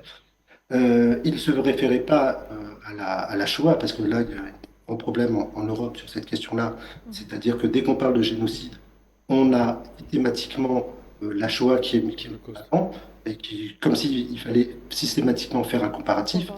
Mais pour Maître Gilles Devers, l'exemple qui était sans doute le plus pertinent à ce moment-là, c'était le massacre de Srebrenica, qui est reconnu comme un génocide par la Cour, par l'ex-cour pénale, l'ex-tribunal pénal pour l'ex-Yougoslavie. Et dans le massacre de Srebrenica, on avait, en gros, ces 8000 adultes et adolescents de plus de 15 ans qui ont été des hommes et des adolescents qui ont été tués par des milices serbes, par l'armée serbe de Bosnie plus exactement. Et en novembre 2023, juste en reprenant les chiffres de l'UNICEF, on avait déjà dépassé ce chiffre pour les seules femmes et enfants de Gaza, les chiffres reconnus, parce qu'il y avait encore toutes les victimes qui n'étaient pas comptées, qui étaient sous les graves-bras, sous les débris. Et déjà, la mi-novembre 2023, on avait dépassé le massacre de Srebrenica et on avait aussi des intentions génocidaires claires. Il n'y a pas que le mot génocide qui a été employé par des chercheurs, génocide bien sûr, mais aussi élucide, scolasticide pour mettre en avant toute la destruction du système éducatif à Gaza, futuricide qui est utilisé par ma collègue Stéphanie Latadala, et urbicide. Donc il y a plusieurs termes qui ont été employés par des chercheurs, donc qui ont été écoutés. Et en fait, s'il fallait dire deux mots, ce qui s'est passé déjà dès le début, ça se résume à deux mots qui sont connus par les Algériens. C'est tout simplement coloniser et exterminer. Monsieur Voilà, pour Benounet, reprendre l'intitulé de l'ouvrage de Olivier Lecault. Monsieur Benounet, C'est pas nécessaire. Pardon? Monsieur Benounet, je voulais vous poser une question, parce que vous parlez des termes effectivement utilisés par les scientifiques, mais est-ce que vous pensez, puisque vos textes sont passés en Algérie, apparemment n'ont pas été publiés au moins en France, est-ce que vous pensez que dans l'Occident, c'est vrai qu'il y a des manifestations populaires en soutien au peuple palestinien, aujourd'hui à Paris, à Dublin en Irlande, à Londres en Grande-Bretagne et d'autres villes, pratiquement chaque jour il y a des manifestations. Est-ce que vous ne pensez-vous pas qu'il y a une certaine terreur intellectuelle qui est appliquée autant en France qu'aux États-Unis ou dans d'autres pays lorsqu'on évoque la cause palestinienne, tantôt on criminalise ceux qui soutiennent la cause palestinienne, tantôt on tente de les culpabiliser, et parfois il y a des termes qui sont pratiquement l'apanage d'une certaine catégorie, ça veut dire le terme extermination, le terme génocide, épuration ethnique, ça applicable à une certaine catégorie de population et pas à d'autres. Est-ce qu'il n'y a pas une terreur intellectuelle, et comment faire justement pour briser le mur du silence et pour casser cette censure? Alors, il y a eu des attaques qui ont été menées, notamment contre Didier Fassin, que j'évoquais tout à l'heure, lorsqu'il a alerté sur le génocide à venir. Bon, il a sorti un ouvrage remarquable qui s'intitule L'étrange défaite sur le consentement à l'écrasement de Gaza. Lorsqu'il avait alerté justement sur la question du génocide dès fin octobre 2023, il s'est fait attaquer par plusieurs intellectuels français et on l'a accusé d'être grosso modo un antisémite, comme beaucoup de gens. Mais en fait, la question du génocide, c'est un sujet qui est intrinsèque à la question coloniale. En fait, il y a 2 ans de ça, en 2023, donc avant octobre 2023, l'université, la maison d'édition scientifique et universitaire Cambridge University Press, qui a sorti un bouquin très intéressant qui s'intitule donc l'ouvrage c'est de Cambridge World History of Genocide, donc le génocide des indigènes, je fais la traduction en français, le génocide des indigènes à l'époque moderne et impériale, dans les mondes impériaux. Et il y a notamment un article remarquable sur le génocide lors de la conquête française en Algérie, qui est un article de William Gallois. Donc du génocide, c'est d'une certaine manière quelque chose qui n'est pas cantonné à la Shoah ou à quelques génocides qu'on reconnaît, mais c'est quelque chose qui est inhérent d'une certaine manière aux conquêtes coloniales. Et cet ouvrage le montre assez bien, et d'autres ouvrages également. Donc les chercheurs font le travail. Dans le cas de la Palestine et de Gaza en particulier, il y a des travaux qui vont sortir justement sur ce génocide, qui est un génocide qui a la particularité d'être un génocide en stream live en fait. Et c'est sans doute là la particularité de ce génocide-là. C'est pas simplement que je sais pas si c'est le premier du 21e siècle, mais en tout cas c'est le premier en stream live à ma connaissance, et ça va laisser des traces. Donc et les chercheurs travaillent là-dessus. Il y a des rapports qui sortent, des rapports sérieux, non seulement celui de Francesca Albanese, mais il y a d'autres travaux de juristes. Le problème, c'est que ces travaux-là sont systématiquement attaqués ou alors sont invisibilisés, mis de côté. Mais quand on fait la recherche, on les trouve. Gamal Abina, je me tourne vers vous à présent. Alors, vous le savez, les journalistes sont régulièrement pris pour cible par l'armée d'occupation sioniste. Le ciblage récurrent de ces journalistes, est-ce qu'il a pour but justement d'éliminer les preuves de cette barbarie sioniste, de faire taire les témoins? Oui, on ne veut pas entendre parler des journalistes simplement ou des témoins directs ou indirects, parce que la question qui se pose, c'est la question effectivement du génocide. À l'époque, ils tuaient assez facilement des Palestiniens, mais ça ne les dérangeait pas, puisque les éléments qui permettaient de conduire un génocide de masse n'étaient pas réunis. Il faut rappeler tout de même aujourd'hui que selon les chiffres officiels, de 53 000 morts, ça fait 2% de la population de Gaza. Alors l'intention génocidaire n'est jamais actée de la part des criminels. Les nazis n'ont jamais dit qu'ils feraient des génocides. Tout comme les Américains, les Européens, quand ils vont en Amérique, ils ne vont pas dire on fait un génocide, ils le pratiquent. Et c'est a posteriori que les juges vont constater les faits et diront que c'est un génocide. Là, ce qui est pire, c'est qu'on sait aujourd'hui que l'intention génocidaire est déclarée par certains de l'autorité sioniste, comme Smotrich qui le dit, animaux humains, c'est quand même des termes génériques qui veulent tout dire. Donc moi j'ai un problème avec un mot par contre qui m'a dérangé dans l'explication. Bon, on fait référence à Deleuze, c'est très bien, on fait référence à le cours Grand Maison qui travaillait aussi sur l'Algérie, donc qui a développé une grande expertise et on l'en félicite, que j'aime beaucoup. Mais j'aime pas le terme Shoah, il faut arrêter d'utiliser ce terme, c'est un terme israélien, ça n'est pas l'histoire. L'histoire, c'est Holocauste. Les Anglais n'utilisent jamais Shoah. Il n'y a que les Français qui font ça et les sionistes. Donc, utilisons le bon terme, c'est donc de l'Holocauste dont on parle. Et ils veulent faire une distinction en disant, voilà, la mort mécanisée dans les camps de concentration est un génocide. Mais ce n'est pas la mécanisation de la mort qui est le génocide. C'est le fait de vouloir exterminer une population parce qu'elle existe. Et en Palestine occupée actuellement, les Palestiniens, ils posent problème, on veut les exterminer ou les déporter. C'est le principe du génocide. Et ça a été dit à l'instant, Srebrenica, effectivement, on tue 8000 Bosniaques. On les tue. L'intention génocidaire est actée, puisqu'effectivement, ils sont concentrés, tués, sans aucune solution pour s'en sortir. Donc les faits sont établis, ce sera établi par la justice. Donc la question que je vous poserai simplement, c'est de dire l'invisibilisation des voix palestiniennes, ce terrorisme intellectuel, c'était évoqué par Faisal tout à l'heure, empêche les Palestiniens et les pro-Palestiniens de parler, à telle enseigne qu'on va même arrêter une organisation, Urgence Palestine, que je connais très bien. Et pensez-vous, vous-même, qui publie sur le blog Mediapart, donc ce n'est pas le journal, mais votre page, que vous auriez, vous, en tant qu'universitaire et d'autres, les mêmes problématiques qu'ont rencontré, par exemple, comme l'a dit récemment, et qui va être condamné à 7 mois sans doute, le François Burga. Excusez-moi, j'ai pas très bien compris votre question là. Simplement, est-ce que vous n'êtes pas inquiet, tout simplement, je la fais courte, vous n'êtes pas inquiet par le fait qu'il y a effectivement un terrorisme intellectuel qui est mis en place, des poursuites qui sont excessives et qui pourraient toucher le monde universitaire au sens large, puisque François Burga, qui est un universitaire, a été lui inquiété par la justice. Oui, mais on est inquiet, ça c'est clair. Les universitaires sont inquiets, ceux qui travaillent sur le Proche et le Moyen-Orient, ceux qui osent parler du génocide en Palestine, mais plus largement, il y a d'autres attaques dans le monde universitaire. Après, pour François Burga, bon,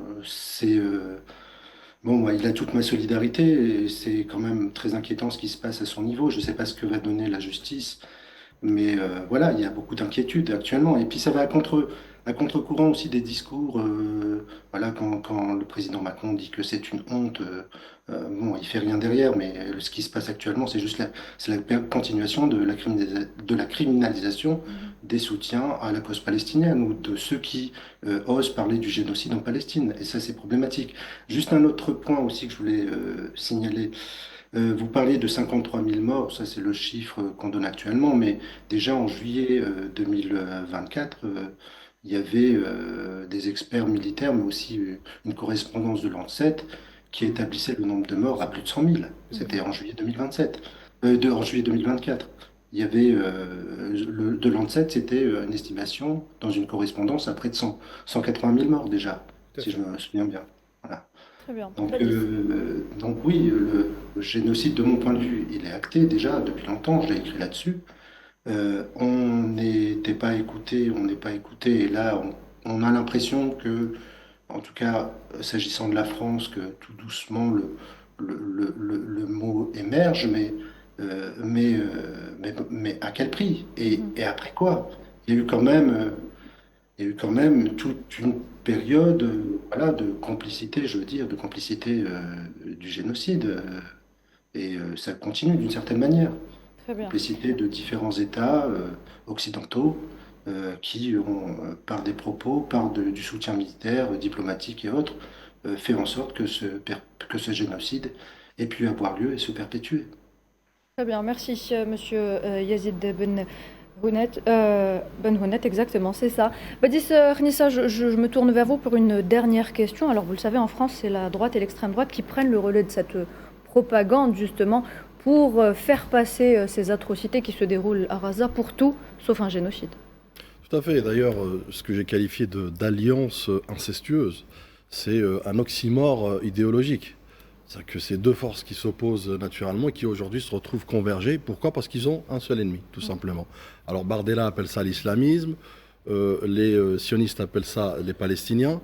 Et force est de constater qu'effectivement, bon, après, au-delà des calculs purement politiques, puisqu'on parle d'enjeux politiques, il y a une espèce de forme de tentative de dédiabolisation de l'extrême droite. Et je reprends juste la déclaration hors sol et lunaire de Jordan Bardella en déplacement sur les territoires occupés, qui disait que le Rassemblement national est le bouclier des Juifs de France.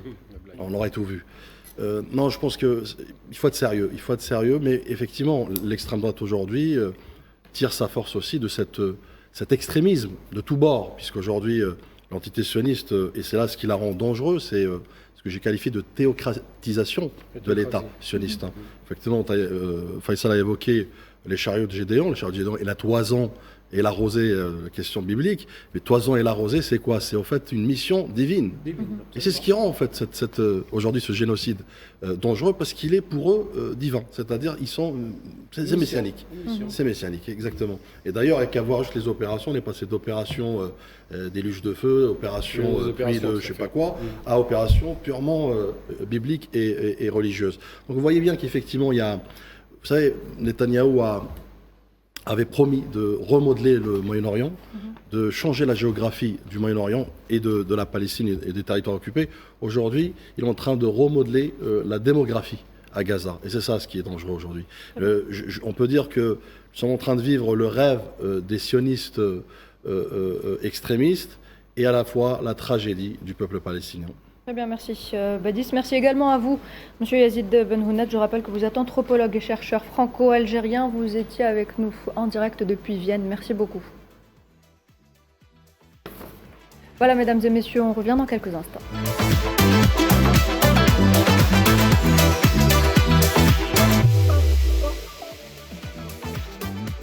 Dernière partie d'Hebdo Show Palestine, mesdames et messieurs, en soutien donc au peuple palestinien en cette période difficile. Et Nariman Zekar nous a rejoint sur le plateau. Bonsoir Nariman. Bonsoir Noël, bonsoir messieurs. Et pour cette dernière partie, Nariman, on continue à parler de la situation à Raza que les artistes n'oublient pas.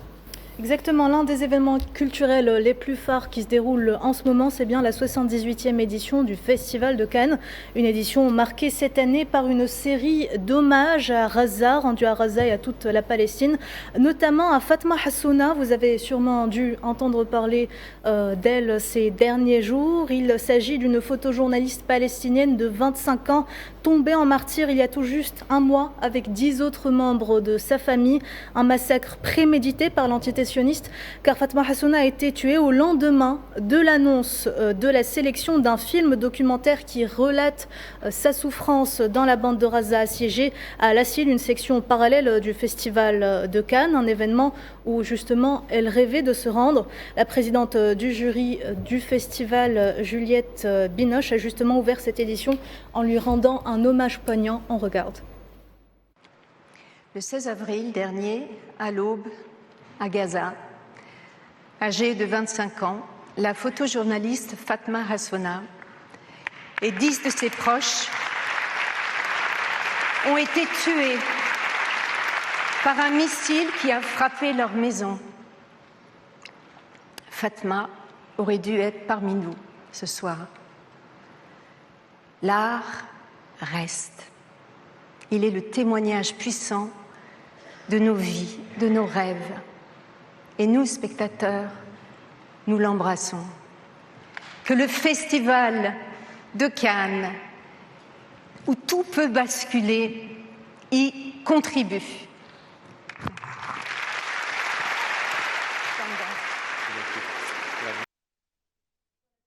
Juliette Binoche, l'art reste, un hommage à la hauteur de ce qu'était Fatma Hassouna, elle qui voulait, je cite, avoir une mort bruyante, éclatante, elle qui ne voulait pas être un chiffre à la dernière page d'un journal, elle qui se servait de sa caméra comme d'une arme.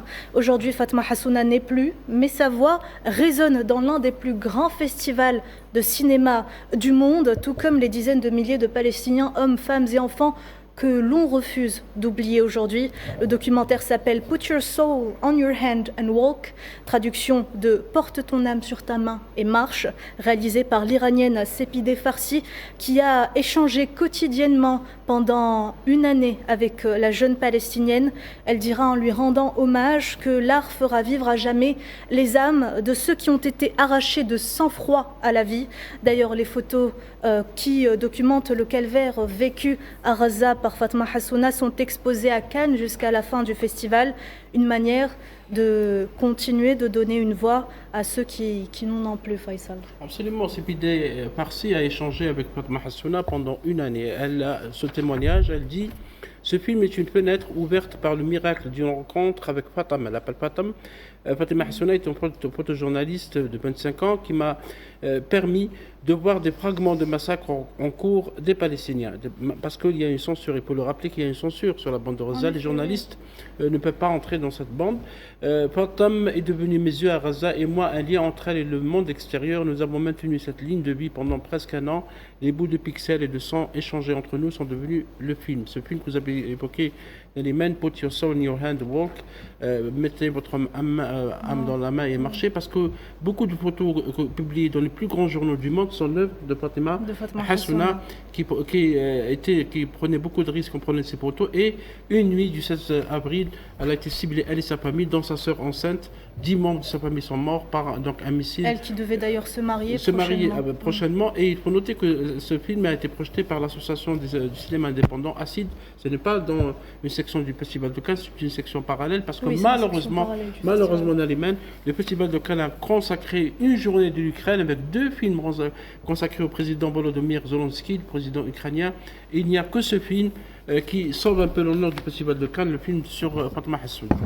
Et ça ne s'est pas arrêté qu'à un hommage. Plusieurs artistes et acteurs en compétition sur la croisette ont signé à leur tour une lettre condamnant le silence et le génocide à Gaza, une pétition déjà paraphée par près de 400 personnalités, en plus de Juliette Binoche. On a Robert De Niro, Pedro Almodovar, Richard Gere, Omar Sy, Suzanne Sarandon et bien d'autres qui font partie de la liste publiée par le journal Libération.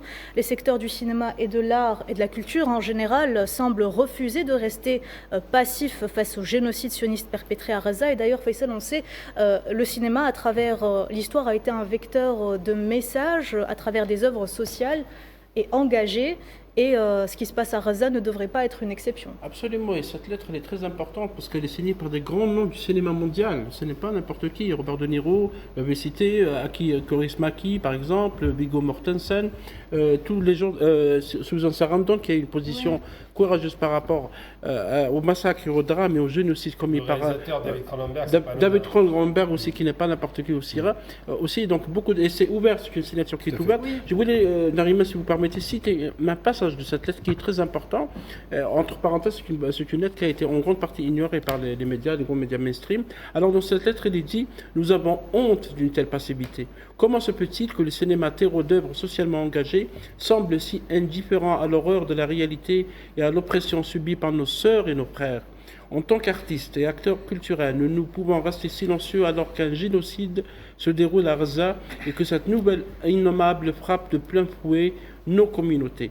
À quoi sert pour nos métiers si ce n'est à tirer des leçons d'histoire, à faire des films engagés, s'ils ne nous sont pas présents pour protéger les voix opprimées ? Pourquoi ce silence ? Ils ont dénoncé l'extrême droite, le fascisme et le colonialisme. Autant parler d'une lettre très courageuse des artistes. Exactement. Et vous vouliez aussi faire passer un message, Faisal ? Oui, absolument. Ma grande question, les grands artistes, parce que dans cette lettre, il y a des réalisateurs, producteurs américains, finlandais, français, allemands, mexicains, cubains, du monde entier. Mais où sont donc passés les artistes arabes ? Où sont-ils ? Pourquoi il n'y a pas de lettres ? Pourquoi il n'y a aucune dénonciation ? Pourquoi il n'y a pas de documentaire ? Pourquoi il n'y a pas de film ? Pourquoi il n'y a pas de conférence ? Pourquoi il n'y a pas de rassemblement ? Pourquoi il n'y a pas beaucoup de questions ? Il y a beaucoup d'artistes qui viennent du monde arabe, qui sont présents à Cannes, ils sont présents aussi dans d'autres festivals, à Venise, à Toronto, à Berlin et ailleurs, mais il n'y a jamais eu une initiative de ce genre. Donc la balle est dans le camp de ces artistes pour qu'ils bougent, au moins que leur conscience en soit débarrassée de ce fardeau qui est lié au silence, je dirais même à la lâcheté. Moi, j'aimerais dire un truc par rapport à ça, parce que même s'ils sont absents, un grand artiste arabe qui avait été la cible d'Israël à l'époque, qu'on a voulu assassiner, un poète, Mahmoud Darwish, sera cité et récité par Richard Gere, qui ne cache pas son attachement à la cause palestinienne. Il a signé et il va nous faire, bien sûr, et il va faire tout un texte sur Darwish par rapport à la question de la terre, dont il parlait beaucoup. Donc rien que cette présence d'un artiste arabe mort dit beaucoup de choses sur les vivants qui ne parlent pas. Oui, absolument. C'était un grand poète Mahmoud Darwish. Il a porté d'ailleurs la cause palestinienne très très loin. D'autres poètes, bien sûr, évidemment, dans cette région du monde. Justement, on est là ce soir pour dénoncer ce silence et cette impunité. On l'a vu depuis le début du génocide sioniste depuis le 7 octobre 2023 et même bien avant. Les journalistes, les techniciens, les caméramans et tous les porteurs de vérité en général font partie des principales cibles de l'occupation sioniste. Ils sont plus de 200 à avoir été éliminés, réduits au silence. Oui, alors ce sont des mots crus, mais qui décrivent exactement l'objectif de l'entité sioniste, qui est de faire taire ceux qui informent. Il y a 3 ans, la journaliste de la chaîne d'information Al Jazeera, Shirin Abu Akleh, a été assassinée devant les yeux du monde entier en Cisjordanie occupée, alors qu'elle portait un gilet, un casque avec le mot « presse » inscrit dessus. 3 ans après, l'entité sioniste continue de faire la même chose quotidiennement, en toute impunité. Néanmoins, un nouveau documentaire publié par ZTO, un média indépendant américain, affirme avoir identifié le soldat sioniste qui a assassiné Shirin après que la partie sioniste ait nié pendant toutes ces années en bloc cet assassinat.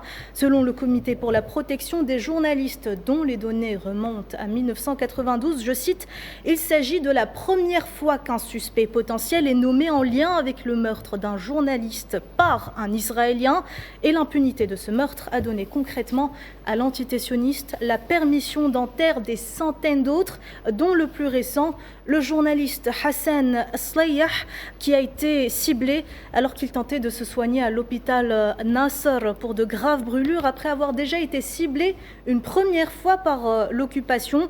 Badis, une réaction à cet acharnement contre les journalistes et aussi à cette impunité? Des journalistes qu'on va carrément chercher dans leur chambre d'hôpital alors qu'ils sont en train de se faire soigner. C'est le cas de Hassan Slayah notamment. Oui, qu'on voit. Qui a été d'ailleurs accusé de travailler pour le Hamas. Hein. Évidemment, comme d'habitude. Ils sont tous accusés de toute façon. Non, je pense que nous assistons effectivement à un génocide contre des civils, contre des citoyens, mais nous assistons aussi à un génocide contre les journalistes, contre les médias, contre toute voix qui peut apporter justement, je dirais, une conscientisation et puis surtout apporter la vérité au monde. C'est ça dont il est question. Aujourd'hui, on assiste à travers ce travail méthodique d'élimination physique, notamment des journalistes à l'intérieur. C'est un génocide à huis clos. C'est ça dont l'entité sioniste voudrait, en tout cas comme but ultime. Et puis, à contrario, c'est-à-dire que les Reporters sans frontières s'arrêtent aux frontières de Gaza, s'arrêtent aux frontières des territoires occupés. C'est pour dire qu'effectivement, et là pareil, hein, je me joins à Faisal pour lancer aussi un appel à cette communauté des journalistes et des médias dans le monde. Où elle est-elle aujourd'hui ? J'ai pas vu d'une seule voix monter au créneau et demander, exiger une présence des journalistes sur les territoires occupés pour effectivement apporter un éclairage et décryptage, puis surtout comparer des vérités contre des contre-vérités. Encore une fois, je me répète, c'est un génocide à huis clos qui se passe à ciel ouvert. Il est certes documenté fort heureusement par des journalistes, et là je m'incline vers les journalistes palestiniens qui, malgré les dangers, malgré aussi les opportunités de pouvoir quitter le territoire, ils sont restés pour justement pouvoir défendre les leurs, mais surtout aussi défendre la vérité, puisque c'est ça dont il est question aujourd'hui, et c'est ça sur quoi joue l'entité sioniste à vouloir, par cette propagande, par les médias qui sont à plat ventriste parfois, qui sont aussi missionnés, mercenaires, et qui travaillent justement dans cette guerre de propagande, de communication pour, je dirais, invisibiliser, mais faire disparaître l'identité des Palestiniens en justement en occultant ce type de génocide. Et je conclurai sur le fait que tout à l'heure, on a parlé du Festival de Cannes. Moi, je me réjouis de voir, parce que 3 semaines en arrière, sur ce plateau, j'avais évoqué effectivement que j'attendais de voir le Festival de Cannes par rapport à Fatma Hassouna.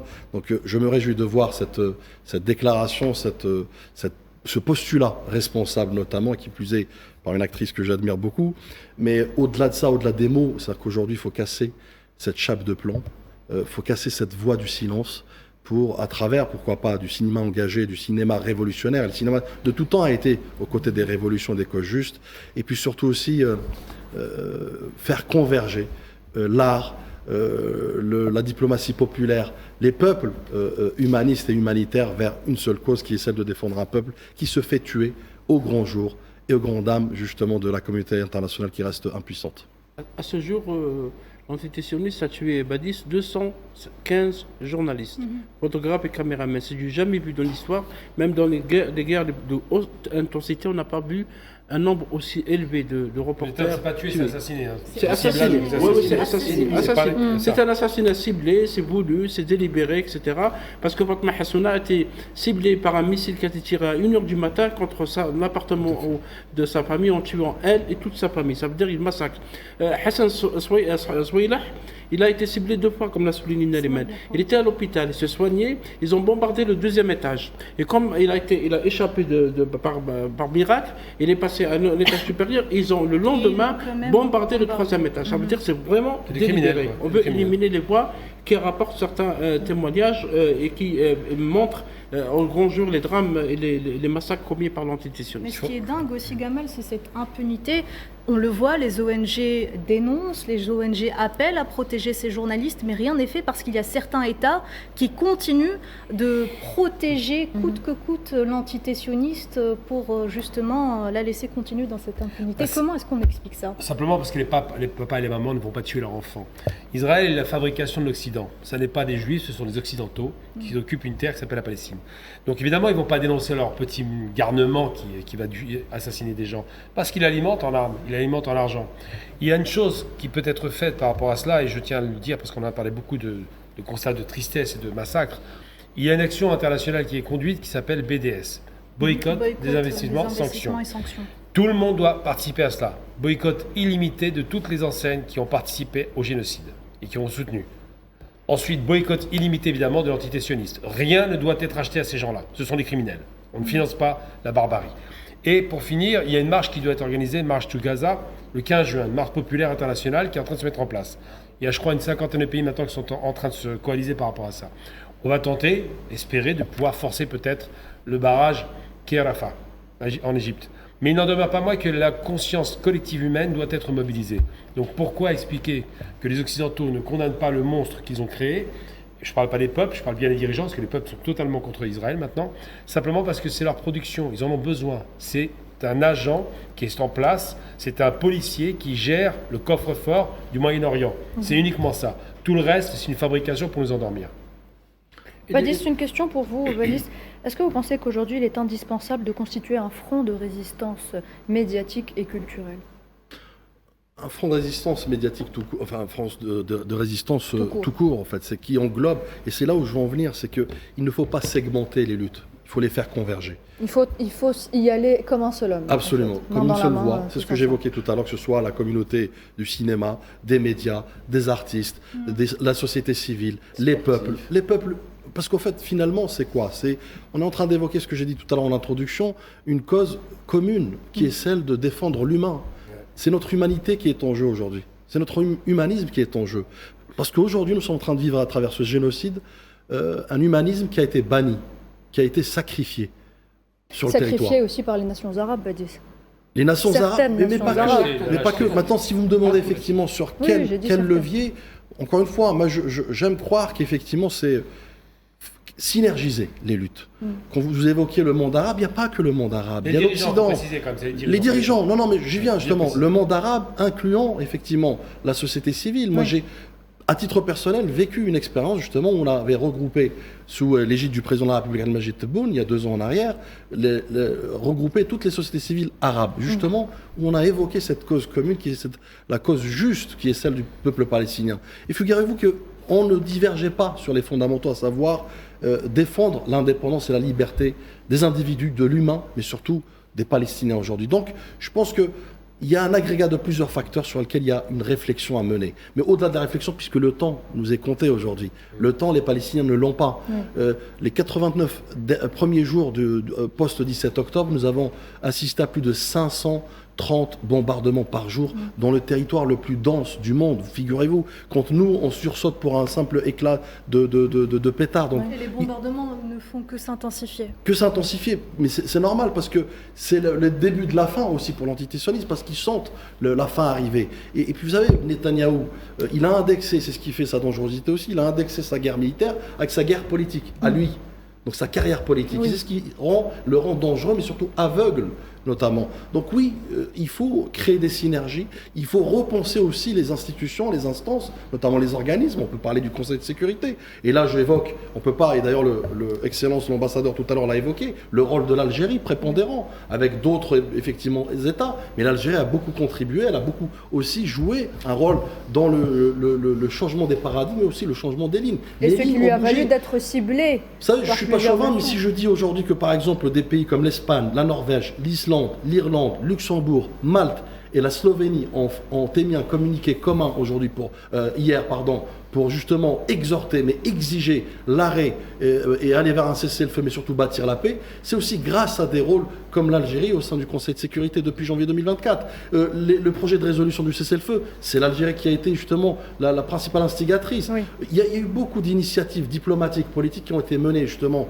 mais encore une fois, une seule main n'applaudit pas. Il y a besoin de repenser d'abord notre rapport avec l'humanisme, avec l'humanité, avec l'humain, et surtout peut-être décorréler cette équation des intérêts. Les intérêts qui soient, parce qu'on peut évoquer la normalisation, on peut évoquer pas mal de pays aujourd'hui, qui sont devenus d'ailleurs des moteurs de ces génocides. Oui. Il faut dire les choses clairement. Il y a des pays aujourd'hui qui sont devenus des pays transit de fret maritime pour justement acheminer des bombes chez l'entité sioniste. A contrario, vous avez des pays occidentaux, entre parenthèses, comme l'Espagne, pour en citer qu'elle, qui a bloqué le fret maritime pour qu'il passe par ses ports. Ça, c'est un fait. C'est pourquoi il me semble aujourd'hui pertinent de reconsidérer d'abord les fondamentaux, de se reposer les bonnes questions, à savoir qu'est-ce qu'on est en train de parler, qu'est-ce qu'on est en train de défendre. On est en train de défendre la subsistance et la survie d'êtres humains avant qu'ils soient palestiniens, d'êtres humains avant qu'ils soient sur un territoire occupé, d'êtres humains avant qu'ils soient, je dirais, confrontés à la machine de guerre la plus abjecte et la plus violente de toute l'histoire de l'humanité. Je pèse mes mots.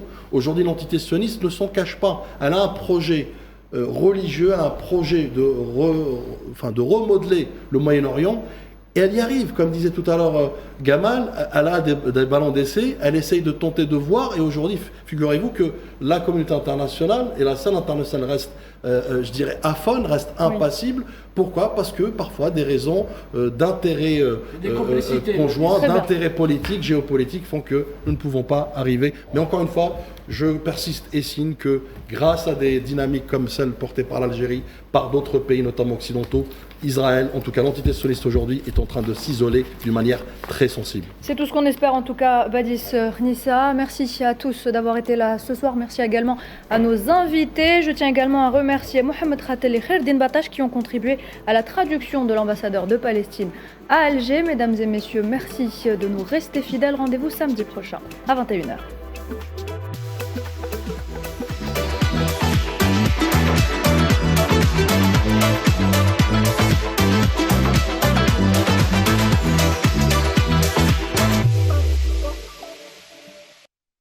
Enjoy the Algerian rhythm and discover new destinations with Air Algérie.